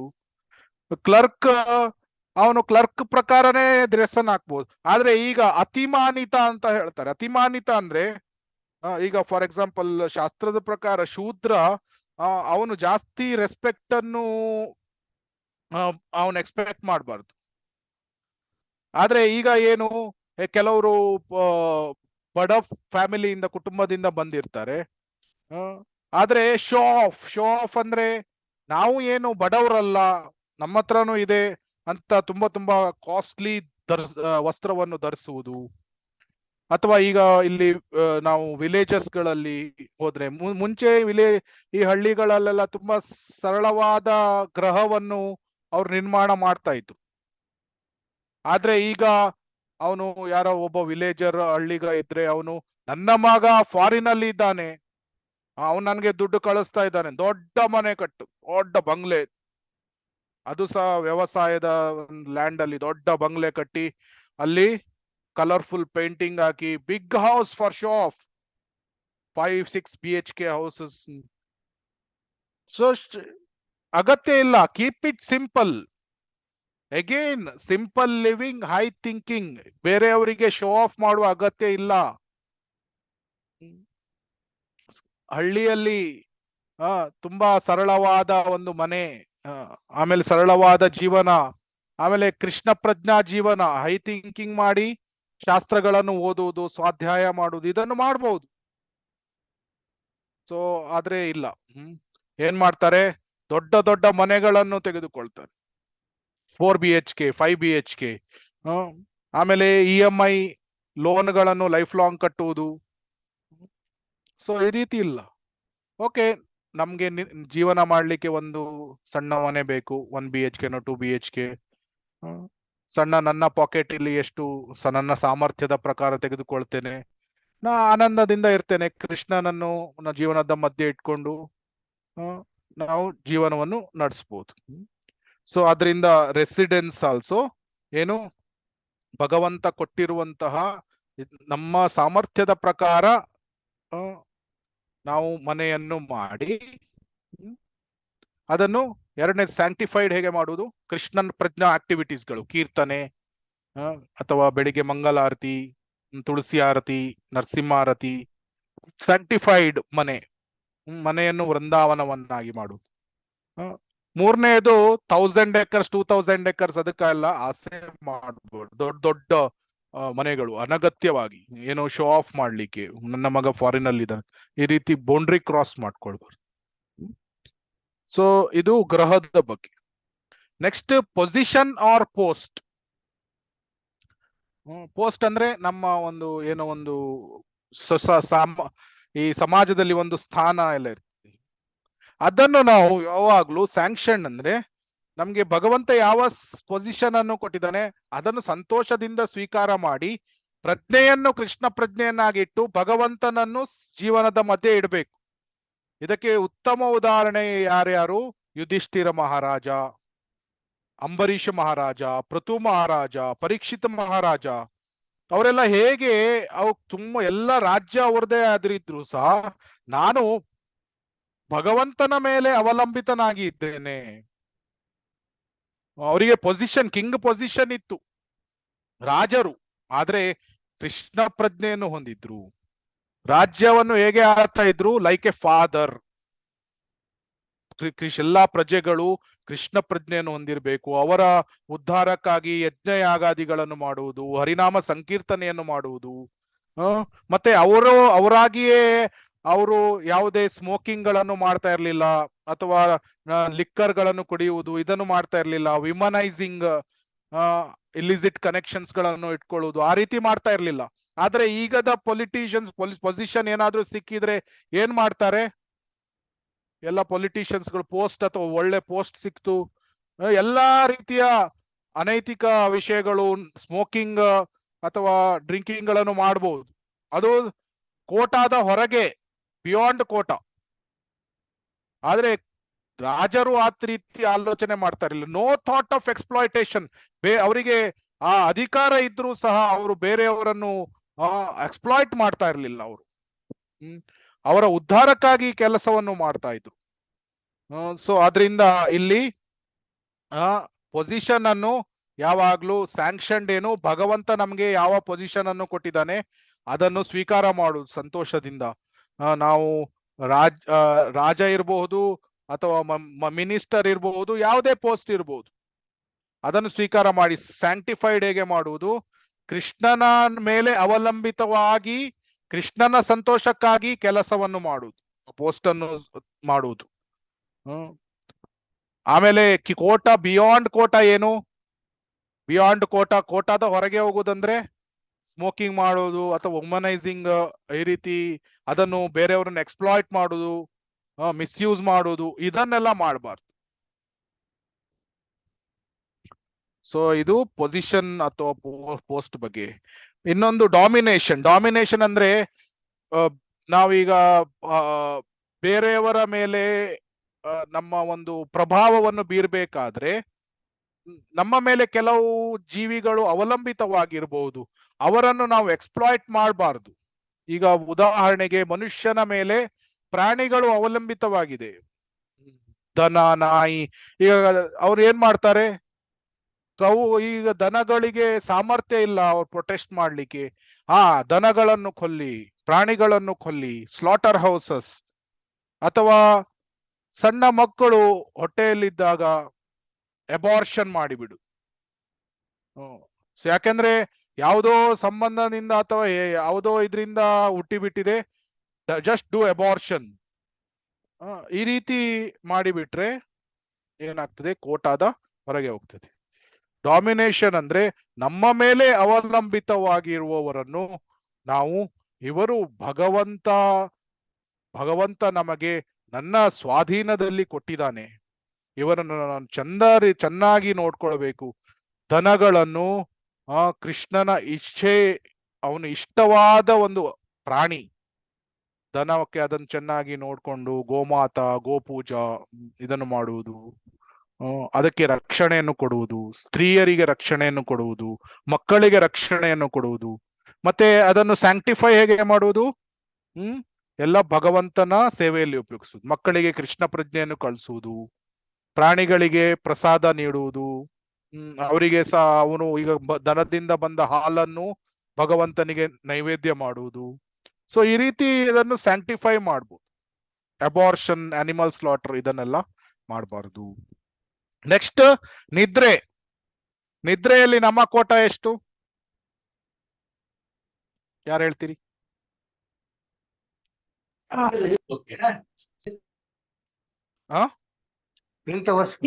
6 hours. 8 hours ಅಂತ ಯಾರು ಹೇಳಿದ್ರಿ? 6 hours. 6 hours ನಿದ್ದೆಯಲ್ಲಿ ನಮ್ಮ ಕೋಟ. 6 hours ಪ್ರಭುಪಾದರು ಹೇಳಿದ್ರು, 6 hours ಬೇಕಾದಷ್ಟಾಯ್ತು, ಮೋರ್ ದನ್ ಇನಫ್. ಯಾರು 6 ಗಂಟೆಗಿಂತ ಜಾಸ್ತಿ ನಿದ್ದೆ ಮಾಡ್ತಾರೆ ಅವರು ತಮೋಗುಣದಲ್ಲಿದ್ದಾರೆ. ಅಫ್ಕೋರ್ಸ್ ಕೆಲವೊಮ್ಮೆ ನಮಗೆ ಅನಾರೋಗ್ಯ ಅಥವಾ ಸ್ವಲ್ಪ ಅತಿ ಆಯಾಸ ಎಲ್ಲ ಆದಾಗ ಸ್ವಲ್ಪ 7 ಅವರ್ಸ್ 8 ಅವರ್ಸ್ ಅಗತ್ಯ ಇದ್ರೆ ಅನಾರೋಗ್ಯದ ಸಮಯದಲ್ಲೆಲ್ಲ ಸ್ವಲ್ಪ ಜಾಸ್ತಿ ನಿದ್ದೆ ಮಾಡ್ಬೋದು. ಆದ್ರೆ ರೆಗ್ಯುಲರ್ ಬೇಸಿಸ್ ಮೇಲೆ ಯಾವಾಗ್ಲೂ ಜಾಸ್ತಿ ಏನು ಆಯಾಸ ಆಗಿಲ್ಲ ಅಥವಾ ರೆಗ್ಯುಲರ್ ಬೇಸಿಸ್ ಮೇಲೆ 6 ಗಂಟೆ ಮೋರ್ ದನ್ ಇನಫ್. ಆದ್ರೆ ಕೆಲವ್ರು ಏನು ಆಲೋಚನೆ ಮಾಡ್ತಾರೆ, ಇವತ್ತು ತುಂಬಾ ಚಳಿ ಇದೆ, ನಾನು ಒಳ್ಳೆ ಮಾಡಿ ಈ ಬ್ಲಾಂಕೆಟ್ ಹಾಕೊಂಡು ಮಲ್ಕೊಂಡ್ ಬಿಡ್ತೇನೆ, ಮಂಗಳಾರತಿ ನಾಳೆ ನೋಡೋಣ, ಆ ರೀತಿ. ಸೊ ಈ ರೀತಿ ಎಂಜಾಯಿಂಗ್ ಸ್ಲೀಪ್ ಅಂದ್ರೆ ಇಂದ್ರಿಯ ತೃಪ್ತಿಗಾಗಿ ಮಲಗುವುದು ಇದು ಅಲ್ಲ. ನಾವು ಮಲಗುವ ಹಿಂದಿನ ದಿನ ಕೆಲವೊಮ್ಮೆ ಏನು ಆಲೋಚನೆ ಮಾಡ್ತೇವೆ, ಬೆಳಿಗ್ಗೆ ಎದ್ದು ಮಂಗಳಾರತಿ ಅಟೆಂಡ್ ಮಾಡ್ಬೇಕು ಅಥವಾ ನಾನು ಜಪವನ್ನು ಮಾಡ್ಬೇಕು, ಒಳ್ಳೆ ರೀತಿಯಲ್ಲಿ ಜಪ ಮಾಡ್ತೇನೆ ಬೇಗ ಎದ್ದು ಬ್ರಹ್ಮ ಮುಹೂರ್ತದಲ್ಲಿ ಜಪ ಮಾಡಿದ್ರೆ ನನ್ ತುಂಬಾ ಒಳ್ಳೆ ಆಗ್ತದೆ. ಸ್ಪಿರಿಚುವಲ್ ಪ್ಲಾನ್ ಗಳನ್ನು ಮಾಡಿ ಮಲ್ಕೊಳ್ಳುವುದು, ಆವಾಗ ನಿದ್ದೆ ಕೂಡ ಕೃಷ್ಣ ಪ್ರಜ್ಞೆ ನಿದ್ದೆ ಆಗ್ತದೆ. ಆದ್ರೆ ಅದು ಬಿಟ್ಟು ನಾವು ಒಳ್ಳೆ ಮಾಡಿ ಬ್ಲಾಂಕೆಟ್ ಹಾಕೊಂಡು ನಾನು ಮಲ್ಕೊಳ್ತೇನೆ, I will enjoy the sleep, ಅದೇನೋ ತಮೋಗುಣಿ ನಿದ್ದೆ ಅದು. ನಮ್ಮ ಕೋಟ 6 ಗಂಟೆ ಕೋಟ. ಸೊ ಆ ರೀತಿ ಅಫ್ಕೋರ್ಸ್ ನಮ್ಮ ದೇಹಕ್ಕೆ ಪರವಾಗಿ ನಾವು ದೇಶ ಕಾಲ ಪಾತ್ರದ ಪ್ರಕಾರ ಅಡ್ಜಸ್ಟ್ ಮಾಡ್ಕೊಳ್ಬೇಕು, ಯಾಕಂದ್ರೆ ಎಲ್ಲ ಬ್ಯಾಲೆನ್ಸ್ ಮಾಡಬೇಕು.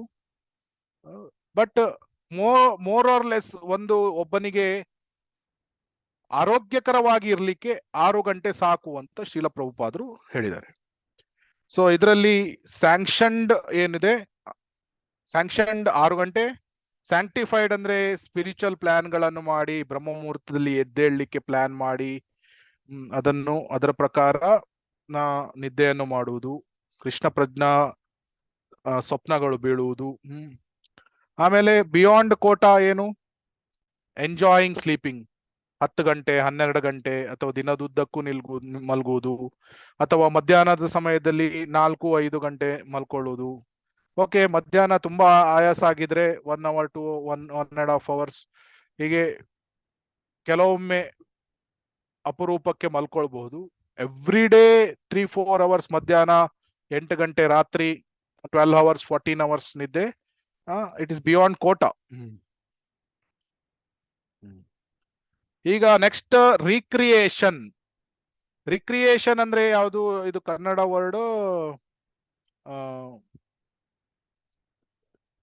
ವರ್ಡ್ ಯಾವುದು ರಿಕ್ರಿಯೇಷನ್? ನಮ್ಗೆ ಮತ್ತೆ ರಿಫ್ರೆಶ್ ಆಗ್ಬೇಕು, ಅದಕ್ಕೆ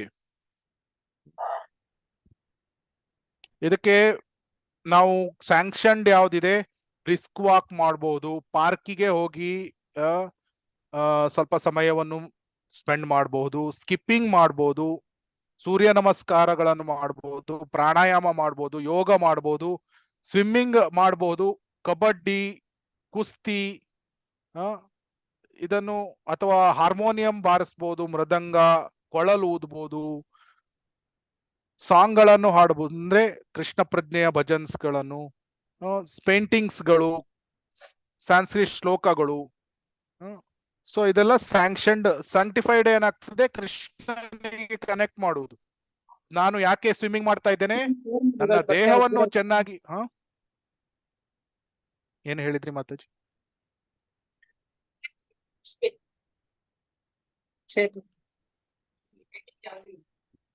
ದೇಹವನ್ನು ಚೆನ್ನಾಗಿ ಇಟ್ರೆ, ಕೇಳ್ತಾ ಇಲ್ಲ ಯಾರು ಮಾತಾಡ್ತಿದ್ದು, ದೇಹವನ್ನು ಚೆನ್ನಾಗಿ ಸುದೃಢವಾಗಿ ಇಟ್ರೆ ಒಳ್ಳೆಯ ಸೇವೆಗಳನ್ನು ಮಾಡ್ಬೋದು. ಆ ಪ್ರಜ್ಞೆಯಲ್ಲಿ ನಾವು ಮತ್ತೆ ಹಾರ್ಮೋನಿಯಂ ಮಾಡ್ಬೇಕಾದ್ರೆ ಭಜನ್ಸ್ ಗಳನ್ನು, ಕೃಷ್ಣನ ಕೀರ್ತನೆ, ಕೃಷ್ಣನ ಭಜನೆಗಳನ್ನು ಮಾಡು, ಸ್ಯಾಂಕ್ಟಿಫೈಡ್.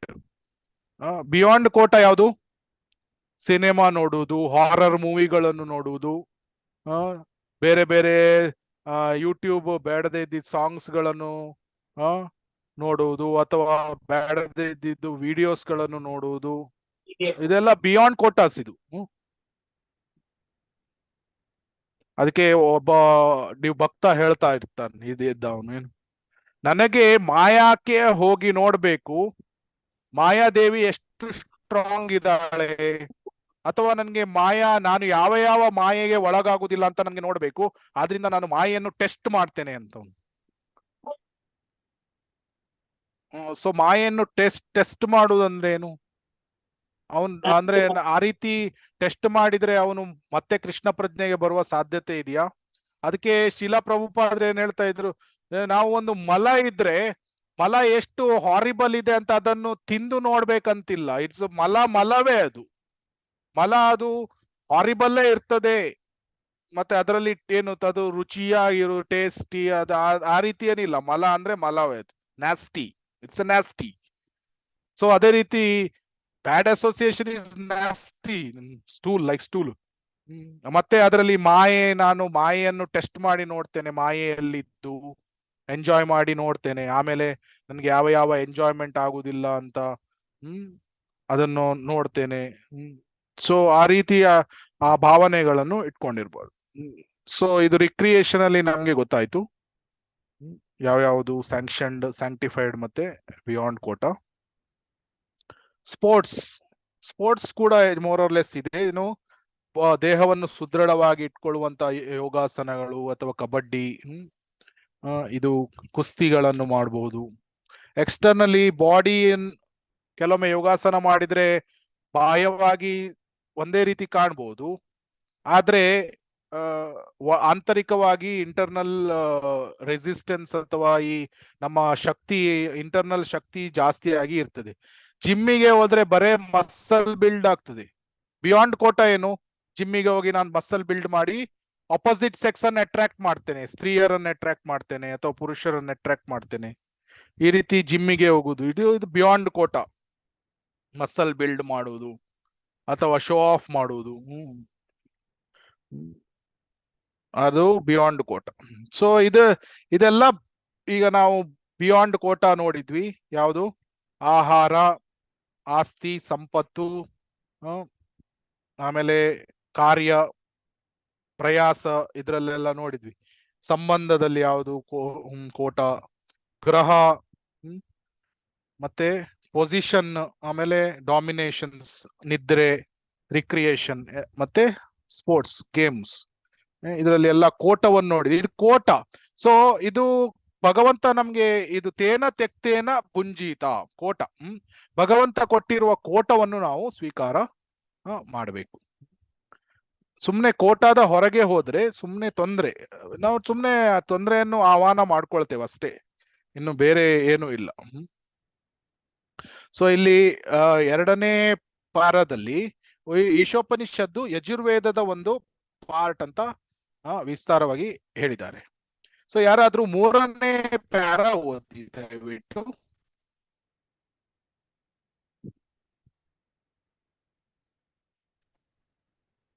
ಯಾರಾದ್ರೂ ಕೇಳಿಸ್ತಾ ಇದೆಯಾ? ಹರೇ ಕೃಷ್ಣ ಪ್ರಭುಜಿ. ಹರೇ ಕೃಷ್ಣ. ಮಂತ್ರ 1 ಅಲ್ವಾ ಪ್ರಭುಜಿ? ಮಂತ್ರ 1 3ನೇ ಪ್ಯಾರ. ಹರೇ ಕೃಷ್ಣ ಪ್ರಭುಜಿ. ಹರೇ ಕೃಷ್ಣ. ಭಗವದ್ಗೀತೆಯ 7ನೇ ಅಧ್ಯಾಯದಲ್ಲಿ ಪರ ಮತ್ತು ಅಪರ ಪ್ರಕೃತಿಗಳನ್ನು ಚರ್ಚಿಸುವಾಗ ಈ ಅಂಶವನ್ನು ಖಚಿತವಾಗಿ ಹೇಳಿದೆ. ಗೀತಾ 7.4.5 ಪ್ರಕೃತಿಯ ತತ್ವಗಳು: ಭೂಮಿ, ಅಗ್ನಿ, ಜಲ, ವಾಯು, ಆಕಾಶ, ಮನಸ್ಸು, ಬುದ್ಧಿ ಮತ್ತು ಅಹಂಕಾರಗಳು ಎಲ್ಲವೂ ಭಗವಂತನ ಅಪರ ಅಥವಾ ಐಹಿಕ ಶಕ್ತಿಗೆ ಸೇರಿದವು. ಆದರೆ ಜೀವಿಯು ಭಗವಂತನ ಪರ ಪ್ರಕೃತಿ ಅಂದರೆ ಉಚ್ಚ ಶಕ್ತಿ. ಎರಡೂ ಪ್ರಕೃತಿಗಳು ಅಥವಾ ಶಕ್ತಿಗಳು ಭಗವಂತನಿಂದ ಹೊಮ್ಮಿದವೆ. ಕೊನೆಗೆ ಅವನೇ ಅಸ್ತಿತ್ವವುಳ್ಳ ಸಕಲ ವಸ್ತುಗಳ ನಿಯಾಮಕ. ಪರ ಅಥವಾ ಅಪರ ಪ್ರಕೃತಿಗೆ ಸೇರದ ಯಾವುದು ಈ ಜಗತ್ತಿನಲ್ಲಿಲ್ಲ. ಆದ್ದರಿಂದ ಎಲ್ಲವೂ ಪರಮ ಪುರುಷನ ಆಸ್ತಿ. ಹರೇ ಕೃಷ್ಣ ಪ್ರಭುಜಿ, ಧನ್ಯವಾದ. ದಂಡವತ್ ಪ್ರಭು. ಹರೇ ಕೃಷ್ಣ ಪ್ರಭು, ಧನ್ಯವಾದ. ಸೊ ಭೌತಿಕ ಲೋಕ ಏನಿದೆ ಭಗವಂತನ ಭಿನ್ನವಾದ ಶಕ್ತಿ. ಸೊ ಭಿನ್ನಾಮೇ ಪ್ರಕೃತಿರಷ್ಟದ. ಸೊ ಪರಾಶಕ್ತಿ ಅಂದ್ರೆ ಅಲೌಕಿಕವಾದ ಶಕ್ತಿ, ಅಪರ ಅಂದ್ರೆ ಭೌತಿಕ ಅಪರ not transcendental. I mean not transcendental in the sense separate ಆಗಿರುವುದು, ಭಿನ್ನ ಆಗಿರುವುದು. ಭಗವಂತ ಅಫ್ಕೋರ್ಸ್ ಭಗವಂತ ಪರವನ್ನು ಅಪರ ಮಾಡುವಂತ ಇನ್ಕನ್ಸಿವೇಬಲ್ ಶಕ್ತಿ ಭಗವಂತನಿಗೆ ಇದೆ. ಆದ್ರೆ ಭೌತಿಕ ಜಗತ್ತು ಅದು ಭಗವಂತನಿಂದ ಸಪರೇಟ್ ಆಗಿದೆ, ಭಿನ್ನ ಆಗಿದೆ. ಸೊ ಭಗವಂತನಿಂದ ಭಿನ್ನ ಆಗಿರುವುದರಿಂದ ಭೌತಿಕ ಲೋಕದಲ್ಲಿ ದುಃಖ ಇದೆ, ಯಾಕಂದ್ರೆ ಅದು ಭಿನ್ನ ಆಗಿದೆ, ಕೃಷ್ಣನಿಂದ ಭಿನ್ನ ಆಗಿಬಿಟ್ಟಿದೆ. ಆದ್ರೆ ಕೃಷ್ಣನಿಂದನೇ ಬಂದಿರುವುದದು, ಆದ್ರಿಂದ ಅದಕ್ಕೆ ಸ್ವೀಟ್ನೆಸ್, ಮಧುರತೆ ಕೂಡ ಇದೆ. ಆದ್ರಿಂದ ನಾವು ನೋಡ್ತೇವೆ ಭೌತಿಕ ಲೋಕದಲ್ಲಿ ಸ್ವಲ್ಪ ನಮಗೆ ಇದು ಖುಷಿ ಅಥವಾ ಆನಂದ, ಸಂತೋಷ ಇದೆ, ಆನಂದ ಇದೆ, ಸ್ವಲ್ಪ ಡ್ರಾಪ್ ಆಫ್ ಹ್ಯಾಪಿನೆಸ್. ಆದ್ರೆ ಸಫರಿಂಗ್ ಕೂಡ ಇದೆ, ಯಾಕೆಂದ್ರೆ ಅದು ಭಗವಂತನಿಂದ ಸಪರೇಟ್ ಆಗಿದೆ, ಭಗವಂತನನ್ನು ಮರೆತು ಬಿಟ್ಟಿದ್ದೇವೆ. ಸೊ ಆದ್ರಿಂದ ಅದನ್ನೇ ಪರಾಶಕ್ತಿ ಯಾವಾಗಲೂ ಭಗವಂತನ ಟ್ರಾನ್ಸೆಂಡೆಂಟಲ್ ಎನರ್ಜೀಸ್. ಅಪರಾಶಕ್ತಿ ಭಿನ್ನಮೇ ಪ್ರಕೃತಿ ರಷ್ಟದ, ಭಿನ್ನವಾದ ಶಕ್ತಿ. ಸೊ ಇದರಲ್ಲಿ ನಾವು ಮತ್ತೊಂದು ವಿಷಯ ನೋಡ್ತೇವೆ, ಭಗವಂತನ, ಈಗ ನಾವು ಕೋಟ ನೋಡಿದ್ವಿ, ಆದ್ರೆ ಭಗವಂತನ ಪ್ರೊಪ್ರೈಟರ್ಶಿಪ್, ಭಗವಂತನ ಮಾಲೀಕತೆಯನ್ನು ನಾವು ನೋಡ್ಬೇಕು. ಭಗವಂತ ಹೇಗೆ ಪ್ರಕೃತಿ ಅವ ಎಲ್ಲ ಪ್ರೊಪ್ರೈಟರ್ ಆಫ್ ಎವ್ರಿಥಿಂಗ್ ಅಂತ. ಸೊ ಅದಕ್ಕಾಗಿ 5ನೇ ಪ್ಯಾರಾವನ್ನು ಯಾರಾದ್ರೂ ಓದಿ. ಹರೇ ಕೃಷ್ಣ ಪ್ರಭುಜಿ. ಹರೇ ಪರಮ ಕೃಷ್ಣ. ಪುರುಷ ಅಥವಾ ದೇವೋತ್ತಮ ಪರಮ ಪುರುಷ ಪರಿಪೂರ್ಣ ವ್ಯಕ್ತಿ ತನ್ನ ನಾನಾ ಬಗೆಯ ಶಕ್ತಿಗಳ ಮೂಲಕ ಎಲ್ಲವನ್ನೂ ಸರಿಹೊಂದಿಸುವ ಪೂರ್ಣವಾದ ಬುದ್ಧಿಶಕ್ತಿ ಅವನಿಗಿದೆ. ಪರಮ ಪುರುಷನನ್ನು ಅನೇಕ ವೇಳೆ ಅಗ್ನಿಗೆ ಹೋಲಿಸಲಾಗಿದೆ. ಸಾವಯವ ಮತ್ತು ನಿರಯವಯ ವಸ್ತುವನ್ನು ಆ ಅಗ್ನಿಯ ಶಾಖ ಮತ್ತು ಬೆಳಕುಗಳಿಗೆ ಹೋಲಿಸಲಾಗಿದೆ. ಅಗ್ನಿಯು ಶಕ್ತಿಯನ್ನು ಶಾಖ ಮತ್ತು ಬೆಳಕಿನ ರೂಪದಲ್ಲಿ ಪಸರಿಸುವಂತೆ ಪ್ರದರ್ಶಿಸುತ್ತಾನೆ. ಹೀಗೆ ಅವನು ಎಲ್ಲದರ ನಿಯಂತ್ರಕ, ಪೋಷಕ ಮತ್ತು ನಿಯಾಮಕ. ಅವನೇ ಎಲ್ಲದರ ಜ್ಞಾತೃ ಮತ್ತು ಧಾತ.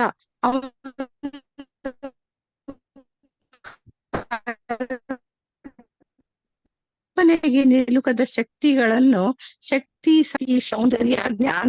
ಧನ್ಯವಾದಗಳು. ಧನ್ಯವಾದ ಮಾತಾಜಿ. ಸೊ ಕೃಷ್ಣ ಅವನು ನಿಯಂತ್ರಕ. ಫಸ್ಟ್ ಆಫ್ ಆಲ್ ಕೃಷ್ಣ ಅವನು ಸೃಷ್ಟಿಕರ್ತ. 2ನೇದು ಕೃಷ್ಣ ಮಾಲೀಕ. 3ನೇದು ಕೃಷ್ಣ ನಿಯಂತ್ರಕ. ಸೊ ಇದನ್ನು ನಾವು ಅರ್ಥ ಮಾಡ್ಕೊಳ್ಬೇಕು. ಕೃಷ್ಣನ ಸ್ಥಾನ ಏನು? ಪರಾಸ್ಯ ಶಕ್ತಿರ್ ವಿವಿಧೈವ ಸೂಯತೆ. ಕೃಷ್ಣನಿಗೆ ಅಚಿಂತ್ಯ ಶಕ್ತಿಗಳು ಇದೆ. ಆಮೇಲೆ ಅವನು ಅವನು ಎಲ್ಲ ಜ್ಞಾನ ಕೂಡ ಅವನಿಗೆ ಇದೆ, ನೋವರ್ ಆಫ್ ಎವ್ರಿಥಿಂಗ್. ಸೊ ಆ ಸ್ಥಾನವನ್ನು ನಾವು ಸರಿಯಾಗಿ ಅರ್ಥ ಮಾಡ್ಕೊಂಡ್ರೆ ಈ ಜಗತ್ತು ಹೇಗೆ ಪರಿಪೂರ್ಣ, ಆಮೇಲೆ ಕೃಷ್ಣ ಹೇಗೆ ಕಂಪ್ಲೀಟ್ ಪರ್ಸನ್, ಪರಿಪೂರ್ಣ ವ್ಯಕ್ತಿ, ದೇವೋತ್ತಮ ಪರಮ ಪುರುಷ ಕೃಷ್ಣ, ಅವನ ಸ್ಥಾನವನ್ನು ಅರ್ಥ ಮಾಡ್ಕೊಳ್ಳೋದು. ಸೊ ಈ ರೀತಿಯಲ್ಲಿ ನಾವು ಕೃಷ್ಣಾಸ್ ಪ್ರೊಪ್ರೈಟರ್ಶಿಪ್, ಕೃಷ್ಣನ ಮಾಲೀಕತೆ, ಕೃಷ್ಣನ ನಿಯಂತ್ರಕತೆ, ಅದನ್ನೆಲ್ಲ ಸರಿಯಾಗಿ ಅರ್ಥ ಮಾಡ್ಕೊಂಡ್ರೆ ಪ್ರಾರ್ಥನೆಯಲ್ಲಿ ಹೇಳಿರುವ ಹಾಗೆ ಪೂರ್ಣ ಮದಂ ಪೂರ್ಣ ಮಿದಂ, ಇದನ್ನು ಸಹ ನಾವು ಸಾಕ್ಷಾತ್ಕಾರ ಮಾಡ್ಕೊಳ್ಬಹುದು. ಈಗ ನಾವು ಹುಟ್ಟಿದ ನಂತರ ನಾವು ಬೆಳೀತಾ ಇದ್ದಾಗೆ ನೋಡ್ತೇವೆ, ಬೆಳಕು, ಗಾಳಿ, ನೀರು ಕುಡಿಲಿಕ್ಕೆ ಎಲ್ಲವನ್ನು ಯಾರು ನೀಡ್ತಾರೆ? ಭಗವಂತನೇ ನೀಡ್ತಾನೆ. ಹೇಳಿದ್ದಾರೆ ಏನು, ಸೂರ್ಯ ಬೆಳಿಗ್ಗೆ ಸೂರ್ಯೋದಯ ಆಗ್ಬೇಕಾದ್ರೆ ಎಕ್ಸಾಕ್ಟ್ ಆಗಿ ಹೇಳ್ತಾರೆ. ಆವಾಗ ಯಾತಕ್ಕಾಗಿ? ಕೃಷ್ಣನ ಬಗ್ಗೆ ಭಯ ಇದೆ, ಅದಕ್ಕಾಗಿ ಎಕ್ಸಾಕ್ಟ್ ಸೂರ್ಯೋದಯ ಆಗ್ತಾನೆ ಅವನು ಟೈಮಿಗೆ. ಇಂದ್ರ ಮಳೆಗಳನ್ನು ನೀಡ್ತಾನೆ. ಯಾರಿಗೆ? ಕೃಷ್ಣನಿಗೆ ಹೆದರಿ ಇಂದ್ರ ಮಳೆಯನ್ನು ನೀಡ್ತಾನೆ. ಯಾಕಂದ್ರೆ ಅವ್ರು ಹೆದರಿ ಅಂದ್ರೆ ಅವರಿಗೆ ಭಗವಂತನಿಗೆ ಸಂತೋಷತೆಯನ್ನು ನೀಡಬೇಕು, ಅದಕ್ಕಾಗಿ ಅವರು ಆ ರೀತಿಯ ಕಾರ್ಯಗಳನ್ನು ಮಾಡ್ತಾರೆ ದೇವತೆಗಳು. ಸೊ ದೇವತೆಗಳ ನಾಯಕ ಕೃಷ್ಣ, ಅಖಿಲಾಂಡ ಕೋಟಿ ಬ್ರಹ್ಮಾಂಡ ನಾಯಕ ಅವನು ಕೃಷ್ಣ. ಈ ವಿಷಯಗಳನ್ನು ನಾವು ಅರ್ಥ ಮಾಡ್ಕೊಳ್ಬೇಕು. ಮತ್ತೆ ಯಾವುದು ಬೈ ಚಾನ್ಸ್ ಬಂದಿಲ್ಲ, ಅದನ್ನು ನಾವು ಸರಿಯಾಗಿ ಅರ್ಥ ಮಾಡ್ಕೊಳ್ಬೇಕು. ಏನು, ಕೆಲವರು ಹೇಳ್ತಾರೆ ಈ ಜಗತ್ತು ಬೈ ಚಾನ್ಸ್ ಬಂತು, ಅದು ತನ್ನಿಂದ ತಾನೇ ಬಂತು. ಯಾವುದು ತನ್ನಿಂದ ತಾನೇ ಬರುವುದಿಲ್ಲ. ಮಗು ಸ್ಕೂಲಿಂದ ಮನೆಗೆ ಬಂದಾಗ ಫುಡ್ ತನ್ನಿಂದ ತಾನೇ ಬರುವುದಿಲ್ಲ. ಆ ತಾಯಿ ಅದನ್ನು ಕುಕ್ ಮಾಡಿ ಅವಳು ಇಟ್ಟಿರ್ತಾಳೆ ತಿನ್ಲಿಕ್ಕೆ. ಅದೇ ಮೂರ್ಖರು ಆಲೋಚನೆ ಮಾಡ್ತಾರೆ ಎಲ್ಲ ಆಟೋಮ್ಯಾಟಿಕಲಿ ಬಂತು. ಈಗ ಕೆಲವೊಮ್ಮೆ ಬೇಸಿನಲ್ಲಿ ನೀರ್ ಹೀಗೆ ಇಟ್ಟಾಗ ಆಟೋಮ್ಯಾಟಿಕಲಿ ಇದು ಏನೋ ನೀರ್ ಬೀಳ್ತಾ ಇದೆ, ಇದು ಬೈ ಚಾನ್ಸ್ ನೀರ್ ಬೀಳ್ತಾ ಇದೆ. ಇಲ್ಲ, ಆದ್ರೆ ಹಿಂದ್ಗಡೆ ಯಾರೋ ಸೆನ್ಸರ್ ಕ್ರಿಯೇಟ್ ಮಾಡಿದ್ದಾರೆ ಇಂಜಿನಿಯರ್ಸ್ ಗಳು. ಎಲ್ಲೋ ಕಂಪನಿಯಲ್ಲಿ ಸೆನ್ಸರ್ಸ್ ಗಳು ಮ್ಯಾನುಫ್ಯಾಕ್ಚರ್ ಆಗ್ತದೆ. ನಥಿಂಗ್ ಕಮ್ಸ್ ಬೈ ಚಾನ್ಸ್, ಎಲ್ಲ ಭಗವಂತನ ಕೈ ಇದೆ.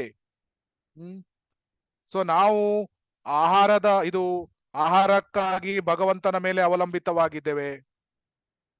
ಬೆಳಕಿಗಾಗಿ ಈ ಸೂರ್ಯ ಬೆಳಕು ನೀಡ್ತಾನೆ, ಸೂರ್ಯನ ಮೇಲೆ ನಾವು ಬೆಳಕಿಗಾಗಿ ಅವಲಂಬಿತವಾಗಿದ್ದೇವೆ.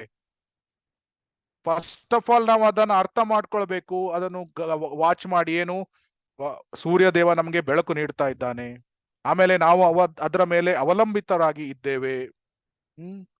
ಸೊ ಇದಕ್ಕೆಲ್ಲ ಮೂಲ ಕಾರಣ ಯಾರು? ಕೃಷ್ಣ. ಕೃಷ್ಣ ಅವನು ಎಲ್ಲ ಸರ್ವ ಕಾರಣಂ. So everything is created by God. ಎಲ್ಲವನ್ನು ಭಗವಂತ ಸೃಷ್ಟಿ ಮಾಡಿದ. ನಾವು ಏನು ಸೃಷ್ಟಿ ಮಾಡಿಲ್ಲ. ನಮ್ಮ ದೇಹದಿಂದ ಬರುವುದು ಕೇವಲ ಮಲ, ಮೂತ್ರ, ಮ್ಯೂಕಸ್ ಇದೇ ಬರುವುದು, ನಮ್ಮಿಂದ ಯಾವುದು ಬರುವುದಿಲ್ಲ. ಎಲ್ಲವನ್ನು ಭಗವಂತನೇ ಸೃಷ್ಟಿ ಮಾಡಿದ್ದು. ಎಲ್ಲ ಗಾಳಿ ಬೆಳಕು ಎಲ್ಲವನ್ನು ಭಗವಂತ ನೀಡ್ತಾನೆ, ಮತ್ತೆ ಯಾವುದು ಬೈ ಚಾನ್ಸ್ ಬರುವುದಿಲ್ಲ. ಸೊ ಆದ್ರಿಂದ ಇದನ್ನು ಸರಿಯಾಗಿ ಅರ್ಥ ಮಾಡ್ಕೊಳ್ಬೇಕು. ಭಗವಂತ ಸಂಪೂರ್ಣವಾದ ನಿಯಂತ್ರಕ, ಅವನು ಎಲ್ಲದರ ಮಾಲೀಕ. ಸೊ ಈ ಎರಡು ವಿಷಯಗಳನ್ನು ನಾವು ಅರ್ಥ ಮಾಡ್ಕೊಂಡಾಗ ಪರಿಪೂರ್ಣತೆಯನ್ನು ನಾವು ಅರ್ಥ ಮಾಡ್ಕೊಳ್ಬಹುದು. ಸೊ ಮತ್ತೆ ಲಾಸ್ಟ್ ಒಂದು 5 minutes ತಗೊಳ್ಬಹುದಾ? ಸೊ ನಮ್ಮ ಲಾಸ್ಟ್ ಪ್ಯಾರಾಗ್ರಾಫ್ ಓದಿ. ಹರೇ ಕೃಷ್ಣ ಪ್ರಭುಜಿ. ಮಾನವನು ಅದನ್ನು ತಿಳಿದುಕೊಳ್ಳುವಷ್ಟು ಬುದ್ಧಿವಂತನಾಗಿರಬೇಕು. ಭಗವಂತನಿಗೆ ಯಾರು ಯಾವುದರ ಒಡೆಯರೂ ಅಲ್ಲ. ಭಗವಂತನು ನಮಗೆ ಎಷ್ಟು ಕೊಡುತ್ತಾನೋ ಮಾತ್ರ ಲಾಸ್ಟ್ ಪ್ಯಾರಾ ಓದ್ತಾ ಇದ್ದೀರಲ್ವಾ? ಲಾಸ್ಟ್ ಪ್ಯಾರಾ, ಕೊನೆಯ ಪ್ಯಾರಾ. ಯಾಕಂದ್ರೆ ಅದೆಲ್ಲ ನಾವು ಕೋಟಾದ ಬಗ್ಗೆ ಡಿಸ್ಕಸ್ ಮಾಡಿದೀವಿ. ಎಲ್ಲ ಕೋಟಾದ ಬಗ್ಗೆ ಡಿಸ್ಕಸ್ ಮಾಡಿದೀವಿ. Last para. ಪಾಪದ ಮೂಲ ಎಲ್ಲಿದೆ ಎಂದರೆ ಭಗವಂತನ ಒಡೆತನವನ್ನು ಅಲ್ಲಗೆಳೆದು ಪ್ರಕೃತಿಯ ನಿಯಮಗಳನ್ನು ಉದ್ದೇಶಪೂರ್ವಕವಾಗಿ ಉಲ್ಲಂಘಿಸುವುದರಲ್ಲಿ. ಪ್ರಕೃತಿ ನಿಯಮಗಳ ಅಥವಾ ಭಗವಂತನ ಆಜ್ಞೆಯ ಉಲ್ಲಂಘನೆಯು ಮಾನವನಿಗೆ ವಿನಾಶವನ್ನು ತರುತ್ತದೆ. ಶಾಂತ ಚಿತ್ತನು ಪ್ರಕೃತಿ ನಿಯಮಗಳನ್ನು ಬಲ್ಲವನು ಅನಾವಶ್ಯಕವಾದ ಅನುರಕ್ತಿ ಅಥವಾ ದ್ವೇಷಗಳಿಗೆ ಒಳಗಾಗದವನು ಖಂಡಿತ ಭಗವಂತನ ಮೆಚ್ಚುಗೆಗೆ ಪಾತ್ರನಾಗುತ್ತಾನೆ ಮತ್ತು ಅವನು ಶಾಶ್ವತ ಧಾಮವಾದ ಭಗವದ್ಧಾಮಕ್ಕೆ ತಲುಪಲು ಖಂಡಿತ ಅರ್ಹನಾಗುತ್ತಾನೆ. ಧನ್ಯವಾದಗಳು. ಹರೇ ಕೃಷ್ಣ. ಹರೇ ಕೃಷ್ಣ. ಮತ್ತೆ ಈಗ ಒಬ್ಬ ಮಾಲಿ ಇದ್ದಾನೆ. ಮಾಲಿಗೆ ಒಂದು ಜಮೀನ್ದಾರ ಅವನ್ ಸಂಬಳ ಕೊಟ್ಟು ಅವನು ಭೂಮಿ ಕೊಡ್ತಾನೆ, ನೀರು ಸೌಕರ್ಯ ಎಲ್ಲ ಕೊಡ್ತಾನೆ. ಆ ಮಾಲಿ ಏನ್ ಮಾಡ್ತಾನೆ? ಇದು ಗಿಡ ಬೆಳೆಸಿ ಅದರಿಂದ ಬರುವಂತ ಆ ಹೂ ಬೆಳೆದ್ರೆ ಆ ಹೂಗಳನ್ನು ಮಾಲಿ ಯಾರಿಗ್ ಕೊಡ್ಬೇಕು? ಜಮೀನ್ದಾರನಿಗೆ ಕೊಡ್ಬೇಕು. ಅದು ಯಾರ ಸ್ವತ್ತು? ಜಮೀನ್ದಾರನ ಸ್ವತ್ತು. ಅದು ಬಿಟ್ಟು ಮಾಲಿ ಅವನು ಇದು ನಾನು ಬೆಳೆಸಿದ್ದು, ನಾನಿದು ಮನೆಗೆ ತೆಗೆದುಕೊಂಡು ಹೋಗ್ತೇನೆ ಅಂತ ಈ ರೀತಿ ಮಾಡಿಬಿಟ್ರೆ ಏನಾಗ್ತದೆ? ಅವನಿಗೆ ಜಮೀನ್ದಾರ ಶಿಕ್ಷೆಯನ್ನು ನೀಡ್ತಾನೆ ಅಥವಾ ಗವರ್ಮೆಂಟ್ ಶಿಕ್ಷೆಯನ್ನು ನೀಡ್ತದೆ. ಅದೇ ರೀತಿ ಇಲ್ಲಿ ಮೊದಲನೇ ಸೆಂಟೆನ್ಸ್ ಏನು? The root of sin is deliberate disobedience of law of nature. ಭಗವಂತ ಯಾವ ಒಂದು ಕಾನೂನನ್ನು ಮಾಡಿದಾನೆ ಅದನ್ನು ನಾವು ಮುರಿದು ಬಿಟ್ಟು ಅಥವಾ ನಮ್ಮ ಕೋಟಾದಕ್ಕಿಂತ ನಾವು ಹೊರಗೆ ಹೋಗಿ ಬಿಟ್ರೆ ನಮಗೆ ಸಿನ್ ಅಂದ್ರೆ ಪಾಪ ಸಿಗ್ತದೆ. ಸೊ ಆದ್ರಿಂದ ಪಾಪವನ್ನು ಮಾಡಬಾರದು. ಭಗವಂತನ ಪ್ರೊಪ್ರೈಟರ್ಶಿಪ್ ಅನ್ನು ನಾವು ಅರ್ಥ ಮಾಡ್ಕೊಳ್ಬೇಕು. ಮತ್ತೆ ನಾವು ಅರ್ಥ ಮಾಡ್ಕೊಳ್ಬೇಕು ಯಾಕೆ ಭಗವಂತ ನಮ್ಗೆ ಇಲ್ಲಿ ಭೌತಿಕ ಲೋಕದಲ್ಲಿ ಇಟ್ಟಿದ್ದಾನೆ. ಭಗವಂತನ ಇಚ್ಛೆ ಪ್ರಕಾರ ನಾವು ಇಲ್ಲಿ ಇಲ್ಲ. ನಾವು ನಮ್ಮದೇ ಆದ ಮಿಸ್ಚಿವಸ್ ಬಿಹೇವಿಯರ್, ನಾವು ನಮ್ಮ ಇಚ್ಛೆಯ ಪ್ರಕಾರ ಇಲ್ಲಿ ಭೌತಿಕ ಲೋಕದಲ್ಲಿ ನಾವು ಇದ್ದೇವೆ. ಈಗ ಜೈಲಲ್ಲಿ ಇರುವಂತ ವ್ಯಕ್ತಿ ಅವನು ಜೈಲಿಗೆ ಪ್ರಧಾನಮಂತ್ರಿಯ ಇಚ್ಛೆಯ ಪ್ರಕಾರ ಜೈಲಿಗೆ ಹೋಗ್ತಾನ? ಇಲ್ಲ. ಅವನೇ ಕೆಟ್ಟ ಕಾರ್ಯಗಳನ್ನು ಮಾಡಿ ಜೈಲಿಗೆ ಹೋಗ್ತಾನೆ. ಆಮೇಲೆ ಕೆಲವೊಮ್ಮೆ ಅಲ್ಲಿ ಕೆಲವರು ಆಲೋಚನೆ ಮಾಡ್ತಾರೆ, ಏನು ಭಗವಂತ ನಮ್ಗೆ ದುಃಖಗಳನ್ನು ನೀಡ್ತಾ ಇದ್ದಾನೆ, ಏನು ಅಂದ್ರೆ ನಮಗೆ ಈ ಭೌತಿಕ ಲೋಕದಿಂದ ಹೊರಗೆ ತೆಗೆದುಕೊಂಡು ಆಧ್ಯಾತ್ಮಿಕ ಲೋಕಕ್ಕೆ ಕರೆದುಕೊಂಡು ಹೋಗ್ಲಿಕ್ಕೆ ನಮ್ಗೆ ದುಃಖಗಳನ್ನು ನೀಡ್ತಾನೆ ಅಂತ. ಪ್ರೈಮ್ ಮಿನಿಸ್ಟರ್ ಯಾವ್ದಾದ್ರು ಜೈಲಿನಲ್ಲಿರುವಂತ ಕೈದಿಗೆ ದುಃಖಗಳನ್ನು ಕೊಡ್ತಾನ ಜೈಲಿಂದ ಹೊರಗೆ ತೆಗೆದುಕೊಂಡು ಬರ್ಲಿಕ್ಕೆ? ಪ್ರೈಮ್ ಮಿನಿಸ್ಟರ್ಗೆ ಎಷ್ಟೊಂದು ಕೆಲಸಗಳಿರ್ತದೆ. ಅವನ ಜೈಲಿ ಬಗ್ಗೆ ಅವನು ಕೊನೆಗೆ ಥಿಂಕ್ ಮಾಡ್ಬೋದು, ಜೈಲ್ಗಲ್ಲಿರುವ ಕೈದಿಗಳ ಬಗ್ಗೆ. ಅವನಿಗೆ ಎಷ್ಟೊಂದು ಡಿಫೆನ್ಸ್ ಕೆಲಸ ಇದೆ, ಎಷ್ಟೊಂದು ಕೆಲಸಗಳು ಇದೆ. ಸೊ ಅದೇ ರೀತಿ ಭಗವಂತ ನಮಗೆ ಕಷ್ಟವನ್ನು ಕೊಡ್ತಾ ಇಲ್ಲ, ನಮ್ಮದೇ ಕರ್ಮದ ಪ್ರಕಾರ ನಾವು ಕಷ್ಟವನ್ನು ಅನುಭವಿಸ್ತಾ ಇದ್ದೇವೆ. ನಾವು ಭಗವಂತನಿಗೆ ದೂಷಣೆಯನ್ನು ಕೊಡ್ಲಿಕ್ಕೆ ಆಗುದಿಲ್ಲ. ಏನು ಭಗವಂತ ನೀನು ನಮಗೆ ಕಷ್ಟವನ್ನು ಕೊಡ್ತಾ ಇದ್ದೀಯಾ, ಆ ರೀತಿ ನಾವು ಹೇಳಲಿಕ್ಕೆ ಆಗುದಿಲ್ಲ. ನಮ್ಮ ಕರ್ಮದಿಂದ ನಾವು ಕಷ್ಟವನ್ನು ಪಡಿತಾ ಇದ್ದೇವೆ. ಮತ್ತೆ ಭಗವಂತ ಯಾಕೆ ನಮ್ಗೆ ಇಲ್ಲಿ ಶಾಶ್ವತವಾಗಿ ಇರ್ಲಿಕ್ಕೆ ಬಿಡುವುದಿಲ್ಲ ಭೌತಿಕ ಲೋಕದಲ್ಲಿ? ಯಾಕೆ ಅಂದ್ರೆ ನಾವು ಭೌತಿಕ ಲೋಕದಲ್ಲಿ ಶಾಶ್ವತವಾಗಿ ಇಲ್ಲಿ ತುಂಬಾ ಸಂತೋಷದಿಂದ ಇರ್ಲಿಕ್ಕೆ ಆಗುದಿಲ್ಲ. ಸ್ವಲ್ಪ ಹ್ಯಾಪಿನೆಸ್ ಇದೆ, ಆದ್ರೆ ಅದು ಜಡ ವಸ್ತುವಿನೊಂದಿಗೆ ನಾವು ಜಾಸ್ತಿ ಆನಂದವನ್ನು ಪಡಲಿಕ್ಕೆ ಆಗುವುದಿಲ್ಲ. ಯಾವಾಗ್ಲೂ ಜೀವಾತ್ಮ ಪರಮಾತ್ಮನೊಂದಿಗೆ ಆನಂದದಿಂದ ಇರಬಹುದು, ಶಕ್ತಿಮಾನ್ ಜೊತೆಗೆ ಆನಂದದಿಂದ ಇರಬಹುದು. ಎರಡು ಶಕ್ತಿಗಳು ಒತ್ತಿಗೆ ಬಂದ್ರೆ ಅಷ್ಟೊಂದು ಕಂಪ್ಯಾಟಿಬಿಲಿಟಿ ಇರುವುದಿಲ್ಲ. ಶಕ್ತಿ ಮತ್ತೆ ಶಕ್ತಿಮಾನ್ ಜೊತೆಗೆ ಬಂದಾಗ ಅದು ಕಂಪ್ಯಾಟಿಬಲ್ ಇರ್ತದೆ. ಆದ್ರಿಂದ ಜೀವಾತ್ಮರು ಅಂದ್ರೆ ಎಲ್ಲಾ ಜೀವಿಗಳು ಆಧ್ಯಾತ್ಮಿಕ ಲೋಕದಲ್ಲಿ ಕೃಷ್ಣನೊಂದಿಗೆ ಇದ್ದಾಗ ಆನಂದದಿಂದ ಇರ್ಬೋದು. ಅದಕ್ಕಾಗಿ ನಾವು ಮರಳಿ ಭಗವದ್ಧಾಮಕ್ಕೆ ಹೋಗುವಂತ ಪ್ರಯಾಸವನ್ನು ನಾವು ಮಾಡಬೇಕು. ಸೊ ಆ ಜಡ ವಸ್ತುವಿನ ಒಟ್ಟಿಗೆ ನಾವು ಎಷ್ಟೇ ಆನಂದ ಪಡ್ಲಿಕ್ಕೆ ನೋಡಿದ್ರು ಸಹ, ಇದು ಜಡ ದೇಹ, ಎಲ್ಲ ಇರುವುದು ಜಡ ವಸ್ತುಗಳು. ಇಲ್ಲಿ ನಾವು ಎಷ್ಟೇ ಆನಂದದಿಂದ ಇರ್ಲಿಕ್ಕೆ ಪ್ರಯತ್ನ ಪಟ್ರು ಸಹ ಆನಂದದಿಂದ ಇರ್ಲಿಕ್ಕೆ ಆಗುದಿಲ್ಲ. ಯಾಕಂದ್ರೆ ಜೀವಾತ್ಮ ಅದು ಚೇತನ, ಸ್ಪಿರಿಚುವಲ್ ಮತ್ತೆ ಮ್ಯಾಟರ್. ಜೀವಾತ್ಮ ಮತ್ತೆ ಜಡ ವಸ್ತು ಕಂಪ್ಯಾಟಿಬಿಲಿಟಿ ಇಲ್ಲ. ಅದರಿಂದ ಕೃಷ್ಣ ಏನ್ ಹೇಳ್ತಾನೆ, ನೀನು ಜಡ ವಸ್ತುವಿನೊಂದಿಗೆ ಶಾಶ್ವತವಾಗಿ ಆನಂದದಿಂದ ಇರ್ಲಿಕ್ಕೆ ಆಗುವುದಿಲ್ಲ, ನೀನು ನನ್ನ ಧಾಮಕ್ಕೆ ಬಾ. ಸ್ಪಿರಿಚುವಲ್ ಜೀವಾತ್ಮ ಯಾವಾಗ್ಲೂ ಆಧ್ಯಾತ್ಮಿಕ ಅಂತರಂಗ ಶಕ್ತಿಯ ಅಧೀನತೆಯಲ್ಲಿದ್ದಾಗ ಆನಂದದಿಂದ ಇರಬಹುದು. ಅದಕ್ಕಾಗಿ ನಾವು ಮರಳಿ ಭಗವದ್ಧಾಮಕ್ಕೆ ಹೋಗುವಂತ ಪ್ರಯತ್ನವನ್ನು ನಾವು ಮಾಡ್ಬೇಕು. ಸೊ ಅದಕ್ಕಾಗಿ ಎಲ್ಲ ಪ್ರಾಸೆಸ್ ಇದೆ. ಏನು, ಹರೇ ಕೃಷ್ಣ ಕೃಷ್ಣ ಕೃಷ್ಣ ಹರೇ ಹರೇ, ಹರೇ ರಾಮ ರಾಮ ರಾಮ ಹರೇ ಹರೇ. ಇದನ್ನು ಸತತವಾಗಿ ಆದಷ್ಟು ಜಪವನ್ನು ಮಾಡಿ ನಮ್ಮನ್ನು ಸಂಪೂರ್ಣವಾಗಿ ಶುದ್ಧೀಕರಣ ಮಾಡಿಕೊಂಡು ಮರಳಿ ಭಗವದ್ಧಾಮಕ್ಕೆ ಹೋಗ್ಲಿಕ್ಕೆ ಪ್ರಯತ್ನವನ್ನು ಮಾಡ್ಬೇಕು.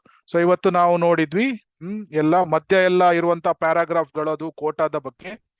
ಸೊ ಒಂದನೇದೇನು, ಎರಡು ವಿಷಯಗಳು, ಈಶಾವಾಸ್ಯಂ ಇದಂ ಮತ್ತೆ ತೇನ ತಕ್ತೇನ ಭುಂಜೀತ, ನಮ್ಮ ಕೋಟ ಭಗವಂತನ ಅಧೀನತೆ ಅಥವಾ ಮಾಲೀಕತೆ, ಇದರ ಬಗ್ಗೆ ಅರ್ಥ ಮಾಡ್ಕೊಂಡ್ರೆ ಪರಿಪೂರ್ಣತೆ ಇದರ ಬಗ್ಗೆ ನಾವು ಸಾಕ್ಷಾತ್ಕಾರ ಮಾಡ್ಕೊಳ್ಬಹುದು. ಯಾವಾಗ ನಾವು ಇದನ್ನು ಸಾಕ್ಷಾತ್ಕಾರ ಮಾಡ್ಕೊಳ್ತೇವೆ, ಅದರ ಫಲ ಏನು, ಅದು ಮುಂದಿನ ಮಂತ್ರ 2ರಲ್ಲಿ ವಿವರಿಸಲಾಗಿದೆ.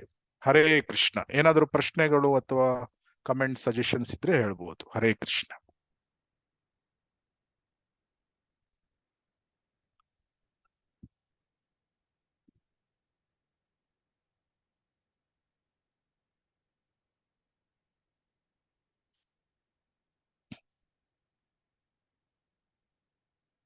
ಇಲ್ಲಿ ಸ್ಲೈಡ್ ಅಲ್ಲಿ ನೋಡ್ತಾ ಇರೋದೇ ಸೇಮ್.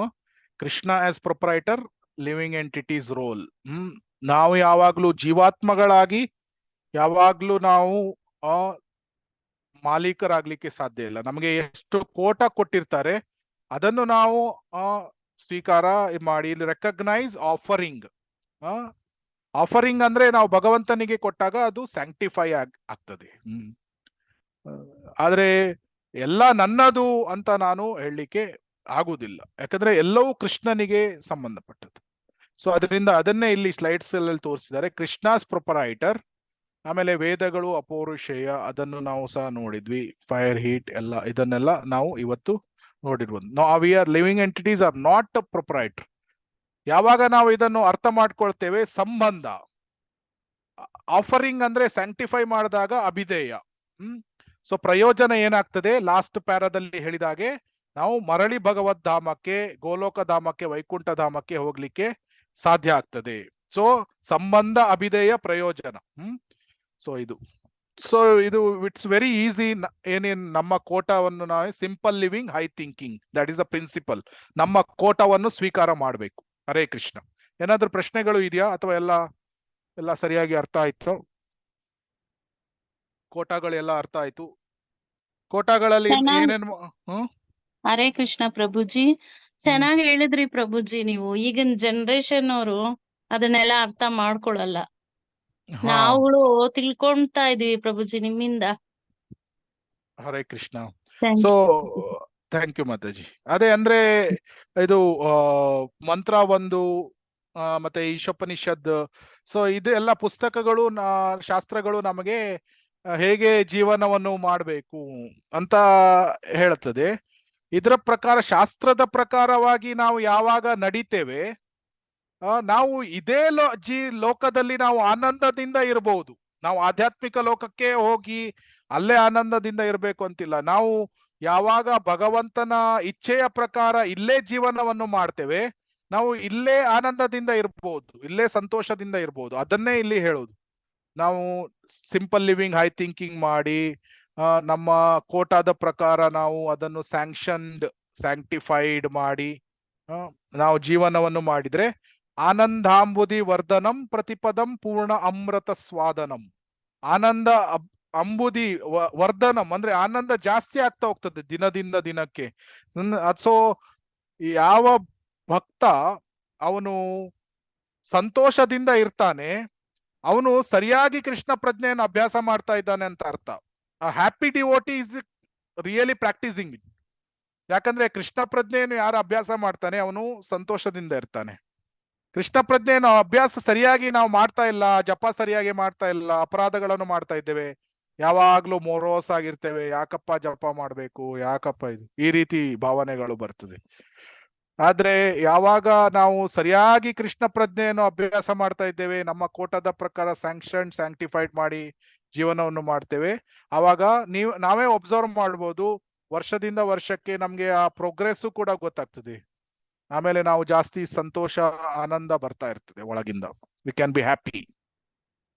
ನಾವು ಮೋರ್ ಅಂಡ್ ಮೋರ್ ಹ್ಯಾಪಿ ಆಗ್ತಾ ಇದ್ದೇವೆ ಅಂದ್ರೆ ನಾವು ಪ್ರೋಗ್ರೆಸಿಂಗ್ ಅಂತಾನೆ ಅರ್ಥ. ಹರೇ ಕೃಷ್ಣ. ಹರೇ ಕೃಷ್ಣ. ಧನ್ಯವಾದಗಳು ಮಾತಾಜಿ. ಹರೇ ಕೃಷ್ಣ. ಬೇರೆ ಏನಾದ್ರು ಯಾರಿಗಾದ್ರೂ ಏನಾದ್ರು ಹೇಳ್ಬೇಕಾ? ಪ್ರಶ್ನೆ ಅಂತಲ್ಲ, ಏನಾದ್ರೂ ಕಮೆಂಟ್ಸ್ ಇರ್ಬೋದು, ಅಥವಾ ನಿಮ್ಮ ಸಾಕ್ಷಾತ್ಕಾರ ರಿಯಲೈಸೇಷನ್ಸ್ ಗಳಿದ್ರು ಸಹ ಹೇಳ್ಬಹುದು ನಿಮ್ದೇ, ಅಥವಾ ಈ ಶ್ಲೋಕದ ಬಗ್ಗೆ ನಿಮ್ಮದೇ ಏನಾದ್ರೂ ಪಾಯಿಂಟ್ಸ್ ಗಳಿದ್ರೆ ಹೇಳ್ಬೋದು. ಈ ರೀತಿ ಇರ್ಬೋದು, ಆ ರೀತಿ ಇರ್ಬೋದು, ಆ ರೀತಿ. ಈಗ ಉದಾಹರಣೆಗೆ ನಾವೊಂದು ಎಷ್ಟೊಂದು ಡಿಸ್ಕಸ್ ಮಾಡಿದ್ವಿ ಇಲ್ಲಿ, ಆಹಾರ, ಆಸ್ತಿ, ಸಂಪತ್ತು, ರಿಲೇಶನ್ಶಿಪ್ಸು, ನಮ್ದು ಯಾವ್ದು ಸ್ಯಾಂಕ್ಷನ್ ಇರ್ತದೆ, ರೆಸಿಡೆನ್ಸ್ಗಳು, ಈ ರೀತಿ ನಿಮ್ಮದೇ ರಿಯಲೈಸೇಷನ್ ಇದ್ರು ಸಹ ಹೇಳ್ಬೋದು, ಬರೇ ಪ್ರಶ್ನೆಗಳು ಅಂತ ಅಲ್ಲ. ಹರೇ ಕೃಷ್ಣ. ಸೊ ಯಾರಿಗಾದ್ರೂ ಏನಾದ್ರು ಹೇಳ್ಬೇಕಾ? ಇಲ್ಲಿದ್ರೆ ಕ್ಲಾಸ್ ಅನ್ನು ವೈಷ್ಣವ ಹರೇ ಪ್ರಣಾಮದೊಂದಿಗೆ. ಕೃಷ್ಣ ಪ್ರಭುಜಿ. ಹರೇ ಪಾಪ ಕೃಷ್ಣ. ನಾವು ಕೃಷ್ಣ ಪ್ರಜ್ಞೆಯಲ್ಲಿದ್ದು ಇದನ್ನೆಲ್ಲ ಫಾಲೋ ಮಾಡೋದಿಕ್ಕೆ ನಮ್ಗೆ ಅನುಕೂಲ ಆಗುತ್ತೆ. ಅದು ಆ ಭಕ್ತರಿಗೆ ಇದನ್ನ ತಿಳ್ಕೊಳ್ಳೋದೇನು, ಅದನ್ನ ಅನುಸರಿಸಕ್ಕೂ ಅವ್ರಿಗೆ ಇದಿರಲ್ಲ ಅಲ್ವಾ ಪ್ರಭುಜಿ? ದಾರಿನೋ ಅನುಭವನೋ ಮತ್ತೆ ಜ್ಞಾನನೋ ಇರಲ್ಲ ಅಲ್ವಾ ಪ್ರಭುಜಿ? ಹಾ. ಸೊ ಯಾಕೆ ಅಂತನಾ? ಹೌದು, ಆ ಭಕ್ತರಿಗೆ ಇದನ್ನ ತಿಳ್ಕೊಳ್ಳೋಷ್ಟು ಜ್ಞಾನನೂ ಇರಲ್ಲ, ಮತ್ತೆ ಅದನ್ನ ಫಾಲೋ ಮಾಡ್ಬೇಕು ಅನ್ನೋ ಒಂದು ಇದಿರಲ್ವಾ ಅಲ್ವಾ ಅವ್ರಿಗೆ? ಯಾಕಂದ್ರೆ ಇದು ಅವ್ರ ಇಷ್ಟ ಇಲ್ಲ, ಅದು ಅವರಿಗೆ ಫಾಲೋ ಮಾಡ್ಲಿಕ್ಕೆ ಆಗಲ್ಲ ಅಂತ ಅಲ್ಲ. ಸೊ ಅವರು ಫಾಲೋವರ್ ಮಾಡೋದು, ಈಗ ಅವರಿಗೂ ಸಹ ಸೇಮ್ ಫೆಸಿಲಿಟಿ ಇದೆ, ಸೌಕರ್ಯ ಇದೆ ಕೃಷ್ಣ ಪ್ರಜ್ಞೆ ಆಗ್ಲಿಕ್ಕೆ ಅಲ್ವಾ. ಸೊ ಅವರಿಗೆ ಸಹ ಇದು ಕೃಷ್ಣ ಪ್ರಜ್ಞೆ ಆಗ್ಲಿಕ್ಕೆ, ಈಗ ಉದಾಹರಣೆಯನ್ನು ಕೊಡೋದಿದ್ರೆ, ಈಗ ನಮ್ದು ಬ್ಯಾಂಗ್ಳೂರಲ್ಲಿ ಒಂದು ಟೆಂಪಲ್ ಇದೆ ಅಂತ ಇಟ್ಕೊಳ್ಳೋಣ, ಅಥವಾ ಮುಂಬೈಯಲ್ಲಿ ಒಂದು ಟೆಂಪಲ್ ಇದೆ. ಆ ಟೆಂಪಲಿಗೆ ಯಾರು ಬೇಕಾದ್ರೂ ಬರ್ಬೋದು, ಕರೆಕ್ಟ್ ತಾನೆ? ಆ ಭಕ್ತರು ಸಹ ಬರ್ಬೋದು. ಯಾರು ಸ್ಟಾಪ್ ಮಾಡ್ತಾರ ಭಕ್ತರಿಗೆ ನೀನ್ ಬರ್ಬೇಡ ದೇವಸ್ಥಾನಕ್ಕೆ ಅಂತ? ಎಲ್ಲರಿಗೂ ಈಕ್ವಲ್ ಅಪಾರ್ಚುನಿಟಿ ಇದೆ. ಆದ್ರೆ ಅಭಕ್ತರು ಆ ಕೃಪೆಯನ್ನು ಸ್ವೀಕಾರ ಮಾಡುವುದಿಲ್ಲ. ಸೊ ಗೌರಾಂಗ ಮಹಾಪ್ರಭುಗಳ ಕೃಪೆ ಎಲ್ಲರ ಮೇಲೆ ಇದೆ. ಆ ಕೃಪೆ ಈಗ ಈ ಜಗತ್ತಿನಲ್ಲಿ ಎಷ್ಟು ಜನ ಇದ್ದಾರೆ, ಈಗ ಪ್ರಭುಪಾದ್ರ ಕೃಪೆಯಿಂದ ಪಾಶ್ಚಾತ್ಯ ದೇಶಗಳಲ್ಲೂ ಸಹ ಆ ಕೃಪೆ ಎಲ್ರಿಗೂ ಇದೆ. ಯಾರು ಬೇಕಾದ್ರೂ ಕೃಷ್ಣ ಪ್ರಜ್ಞೆಯನ್ನು ಹೊಂದ್ಬೋದು. ಆದ್ರೆ ಅಭಕ್ತರಿಗೆ ಅವರಿಗೆ ಇಷ್ಟ ಅವ್ರದ್ದೇ ಇಚ್ಛೆ ಅದು, they you misuse the independence. ಆ ತಮ್ಮ ಭಗವಂತ ನೀಡಿರುವಂತ ಸ್ವತಂತ್ರ ಇಚ್ಛೆಯನ್ನು ಅವರು ಮಿಸ್ಯೂಸ್ ಮಾಡ್ಕೊಳ್ತಾರೆ. ಮತ್ತೆ ದೇವಸ್ಥಾನಕ್ಕೆ ಅವ್ರು ಬರಲ್ಲ, ಅರ್ಥ ಮಾಡ್ಕೊಳ್ಳಿಕ್ ಹೋಗಲ್ಲ, ಜಪ ಮಾಡು ಅಂದ್ರೆ ಜಪ ಮಾಡಲ್ಲ, ಪುಸ್ತಕಗಳನ್ನು ಓದು ಅಂದ್ರೆ ಪುಸ್ತಕಗಳನ್ನು ಓದಲ್ಲ. ಸಮಯ ಇರ್ತದೆ, ಎಲ್ಲ ಇರ್ತದೆ, ಆದ್ರೆ ಅವರು ಮಾಡಲ್ಲ. ಯಾಕಂದ್ರೆ misusing of independence, free will independence ಏನ್ ಕೊಟ್ಟಿದ್ದಾನೆ ಮಿಸ್ಯೂಸ್ ಮಾಡ್ಕೊಳ್ತಾರೆ. ಸೊ ಅದಕ್ಕಾಗಿ ಶೀಲಾ ಪ್ರಭುಪಾದರು ಏನ್ ಹೇಳ್ತಾರೆ, ಅದು ಅವರ ದುರದೃಷ್ಟಕರವಾದ ಪರಿಸ್ಥಿತಿ. ಅವರೇ ಆ ದುರದೃಷ್ಟ ಪರಿಸ್ಥಿತಿಯನ್ನು ತಮ್ಮ ಮೇಲೆ ತಂದ್ಕೊಳ್ತಾ ಇದ್ದಾರೆ. ಇಲ್ಲದಿದ್ರೆ ಭಗವಂತನ ಕೃಪೆಯಿಂದ ಸ್ವಲ್ಪ ಹರೇ ಕೃಷ್ಣ ಮಹಾಮಂತ್ರ ಮಾಡಿಬಿಟ್ರೆ ಜ್ಞಾನ ಗುರು ಪರಂಪರೆಯ ಕೃಪೆಯಿಂದ ಎಲ್ರಿಗೂ ಬರ್ತದೆ. ಭಕ್ತಿ ಯಾವಾಗ ಬರ್ತದೆ, ಜ್ಞಾನ ವೈರಾಗ್ಯ it is a by product, ಎಲ್ರಿಗೂ ಅರ್ಥ ಆಗ್ತದೆ. ಆನ್ಸರ್ ಆಯ್ತಾ ಮಾತಾಜಿ? ಕರೆಕ್ಟ್ ಅಲ್ವಾ? ಹೌದು ಅಂದ್ರೆ ಈಗ ನಾವು ಜಪ ಮಾಡ್ತಾ ಇದ್ರೆ ನಮಗೆ ಆಧ್ಯಾತ್ಮಿಕ ಜ್ಞಾನ ಆಟೋಮ್ಯಾಟಿಕಲಿ ಬರ್ತಾ ಇರ್ತದೆ. ಈಗ ಜಾಸ್ತಿ ಕೆಲವು ಭಾಗವತಂ ಕ್ಲಾಸಸ್ ಅನ್ನು ಅಟೆಂಡ್ ಮಾಡಿ ಅಥವಾ ಈ ರೀತಿ ಕೆಲವು ಕ್ಲಾಸಸ್ ಅನ್ನು ಅಟೆಂಡ್ ಮಾಡಿಬಿಟ್ರೆ ಮೋರ್ ಆರ್ ಲೆಸ್ ನಮ್ಗೆ ಬೇಸಿಕ್ ತತ್ವಗಳು ಅರ್ಥ ಆಗಿ ಬಿಡ್ತದೆ, ಕೃಷ್ಣ ಪ್ರಜ್ಞೆಯ ಬೇಸಿಕ್ ತತ್ವಗಳು. ಸೊ ಆದ್ರೆ ಅದು ಅರ್ಥ ಆಗ್ಬೇಕಾದ್ರೆ ಕ್ಲಾಸಿಗೆ ಬರ್ಬೇಕು, ದೇವಸ್ಥಾನಕ್ಕೆ ಬರ್ಬೇಕು. ದೇವಸ್ಥಾನಕ್ಕೆ ಬರ್ಲಿಕ್ಕೆ ಇಷ್ಟ ಪಡುವುದಿಲ್ಲ ಅವರು, ಆ ಭಕ್ತರು. So that is a problem. In other words, ತುಂಬಾ ಸುಲಭವಾಗಿ ಹೇಳುವುದಂದ್ರೆ ಅವರಿಗೆ ಭೌತಿಕ ಲೋಕದಲ್ಲಿ ಇಂದ್ರಿಯ ತೃಪ್ತಿಗಳನ್ನು ಮಾಡಬೇಕು. ಅದಕ್ಕಾಗಿ ಅವರು ಮತ್ತೆ ಮತ್ತೆ ಜನ್ಮ, ಮತ್ತೆ ಮತ್ತೆ ಮೃತ್ಯುವನ್ನು ತೆಗೆದುಕೊಳ್ಳಿಕ್ಕೂ ತಯಾರಿದ್ದಾರೆ. ಬಟ್ ಇಂದ್ರಿಯ ತೃಪ್ತಿ ಮಾಡಬೇಕು ನನಗೆ. I am ready to go undergo cycle of repeated birth and death. ಜನ್ಮ ಮೃತ್ಯು ಚಕ್ರದಲ್ಲಿ ನಾನು ಹೋಗ್ತೇನೆ, ಬೇಕಾದ್ರೆ ನನಗೆ ಇಂದ್ರಿಯ ತೃಪ್ತಿ ಬೇಕು. ನಾನು ಕೃಷ್ಣನಿಗೆ ಶರಣಾಗುವುದಿಲ್ಲ. ಅದು ಅವರ ದಾರಿ, ಅವರು ಮಾಡ್ಕೊಂಡಿರು. ಹರೇ ಕೃಷ್ಣ. ಬೇರೆ ಏನಾದ್ರು ಪ್ರಶ್ನೆಗಳಿದೆಯಾ? ಇಲ್ಲಿ ಚಾಟ್ ಅಲ್ಲಿ ಯಾರೋ ಪ್ರಭುಜಿ ಏನೋ ಹಾಕಿದ್ದಾರೆ, Guruji please send Ishopanishad book reading link in our group so that we can read this book at our home, respective home. ಇದು ತುಂಬಾ ಸುಲಭ. ಇದು ವೇದಾಬೇಸ್.io ಅಂತ ಇಲ್ಲಿ ಲಿಂಕ್ ಅಲ್ಲಿ ಹಾಕ್ತೇನೆ. ವೇದಾಬೇಸ್ ಅಲ್ಲಿ ನಿಮ್ಗೆ ಇದು ಸಿಗ್ತದೆ, ಲಿಂಕ್ ಹಾಕಿದ್ದೇನೆ. ಲಿಂಕ್ ವೇದಾಬೇಸ್ ಅಂತ ಟೈಪ್, ವೇದಾಬೇಸ್.io. ಇದರಲ್ಲಿ ನಿಮ್ಗೆ ಎಲ್ಲಾ ಪುಸ್ತಕನೂ ಸಿಗ್ತದೆ. ಯಾವುದು ಭಗವದ್ಗೀತಾ, ಭಾಗವತಂ, ಚೈತನ್ಯ ಚರಿತಾಮೃತ, ನಿಮ್ಗೆ ಯಾವಾಗ ಬೇಕಾದ್ರೂ ಯಾವ ಪುಸ್ತಕ ಬೇಕಾದ್ರೂ ಓದ್ಬೋದು. ಸೊ ನಿಮ್ಮ ಫ್ರೆಂಡ್ಸ್ ಗಳಿಗೂ ಸಹ ಬೇಕಾದ್ರೆ ಫಾರ್ವರ್ಡ್ ಮಾಡಿ, ಪರವಾಗಿಲ್ಲ, ಅವರು ಓದ್ಕೋಬಹುದು. ಹರೇ ಕೃಷ್ಣ. ಬೇರೆ ಏನಾದ್ರೂ ಇದೆಯಾ? ಇಲ್ಲಾಂದ್ರೆ ಕ್ಲಾಸ್ ಅನ್ನು ಕ್ಲೋಸ್ ಮಾಡೋಣ. ಆಲ್ರೆಡಿ 18 minutes ಆಯ್ತು. ಹರೇ ಕೃಷ್ಣ. ಮುಂದಿನ ಕ್ಲಾಸ್ ಅಲ್ಲಿ ಮಂತ್ರ 2. ಧನ್ಯವಾದಗಳು. ಧನ್ಯವಾದ. ಧನ್ಯವಾದ ಪ್ರಭು. ಧನ್ಯವಾದ. ವಾಂಛಾ ಕಲ್ಪತರುಭ್ಯಶ್ಚ ಕೃಪಾ ಸಿಂಧುಭ್ಯ ಏವ ಚ ಪತಿತಾನಾಂ ಪಾವನೇಭ್ಯೋ ವೈಷ್ಣವೇಭ್ಯೋ ನಮೋ ನಮಃ. ಅನಂತ ಕೋಟಿ ವೈಷ್ಣವ ವೃಂದ ಕಿ ಜೈ. ಶೀಲಾ ಪ್ರಭುಪಾದ್ ಕಿ ಜೈ. ಶೀಲ ಗುರುದೇವ್ ಕಿ ಜೈ. ತುಂಬಾ ಧನ್ಯವಾದಗಳು ಎಲ್ರಿಗೂ. ಹರೇ ಕೃಷ್ಣ. ಹರೇ ಕೃಷ್ಣ. ದಂಡೋತ್ ಪ್ರಣಾಮ್ ಪ್ರಭುಜಿ. ದಂಡೋತ್ ಹರೇ ಪ್ರಣಾಮ. ಕೃಷ್ಣ. ದಂಡವತ್ ಪ್ರಣಾಮ. ಹರೇ ದಂಡವತ್. ಹರೇ ಕೃಷ್ಣ. ಹರೇ ಕೃಷ್ಣ.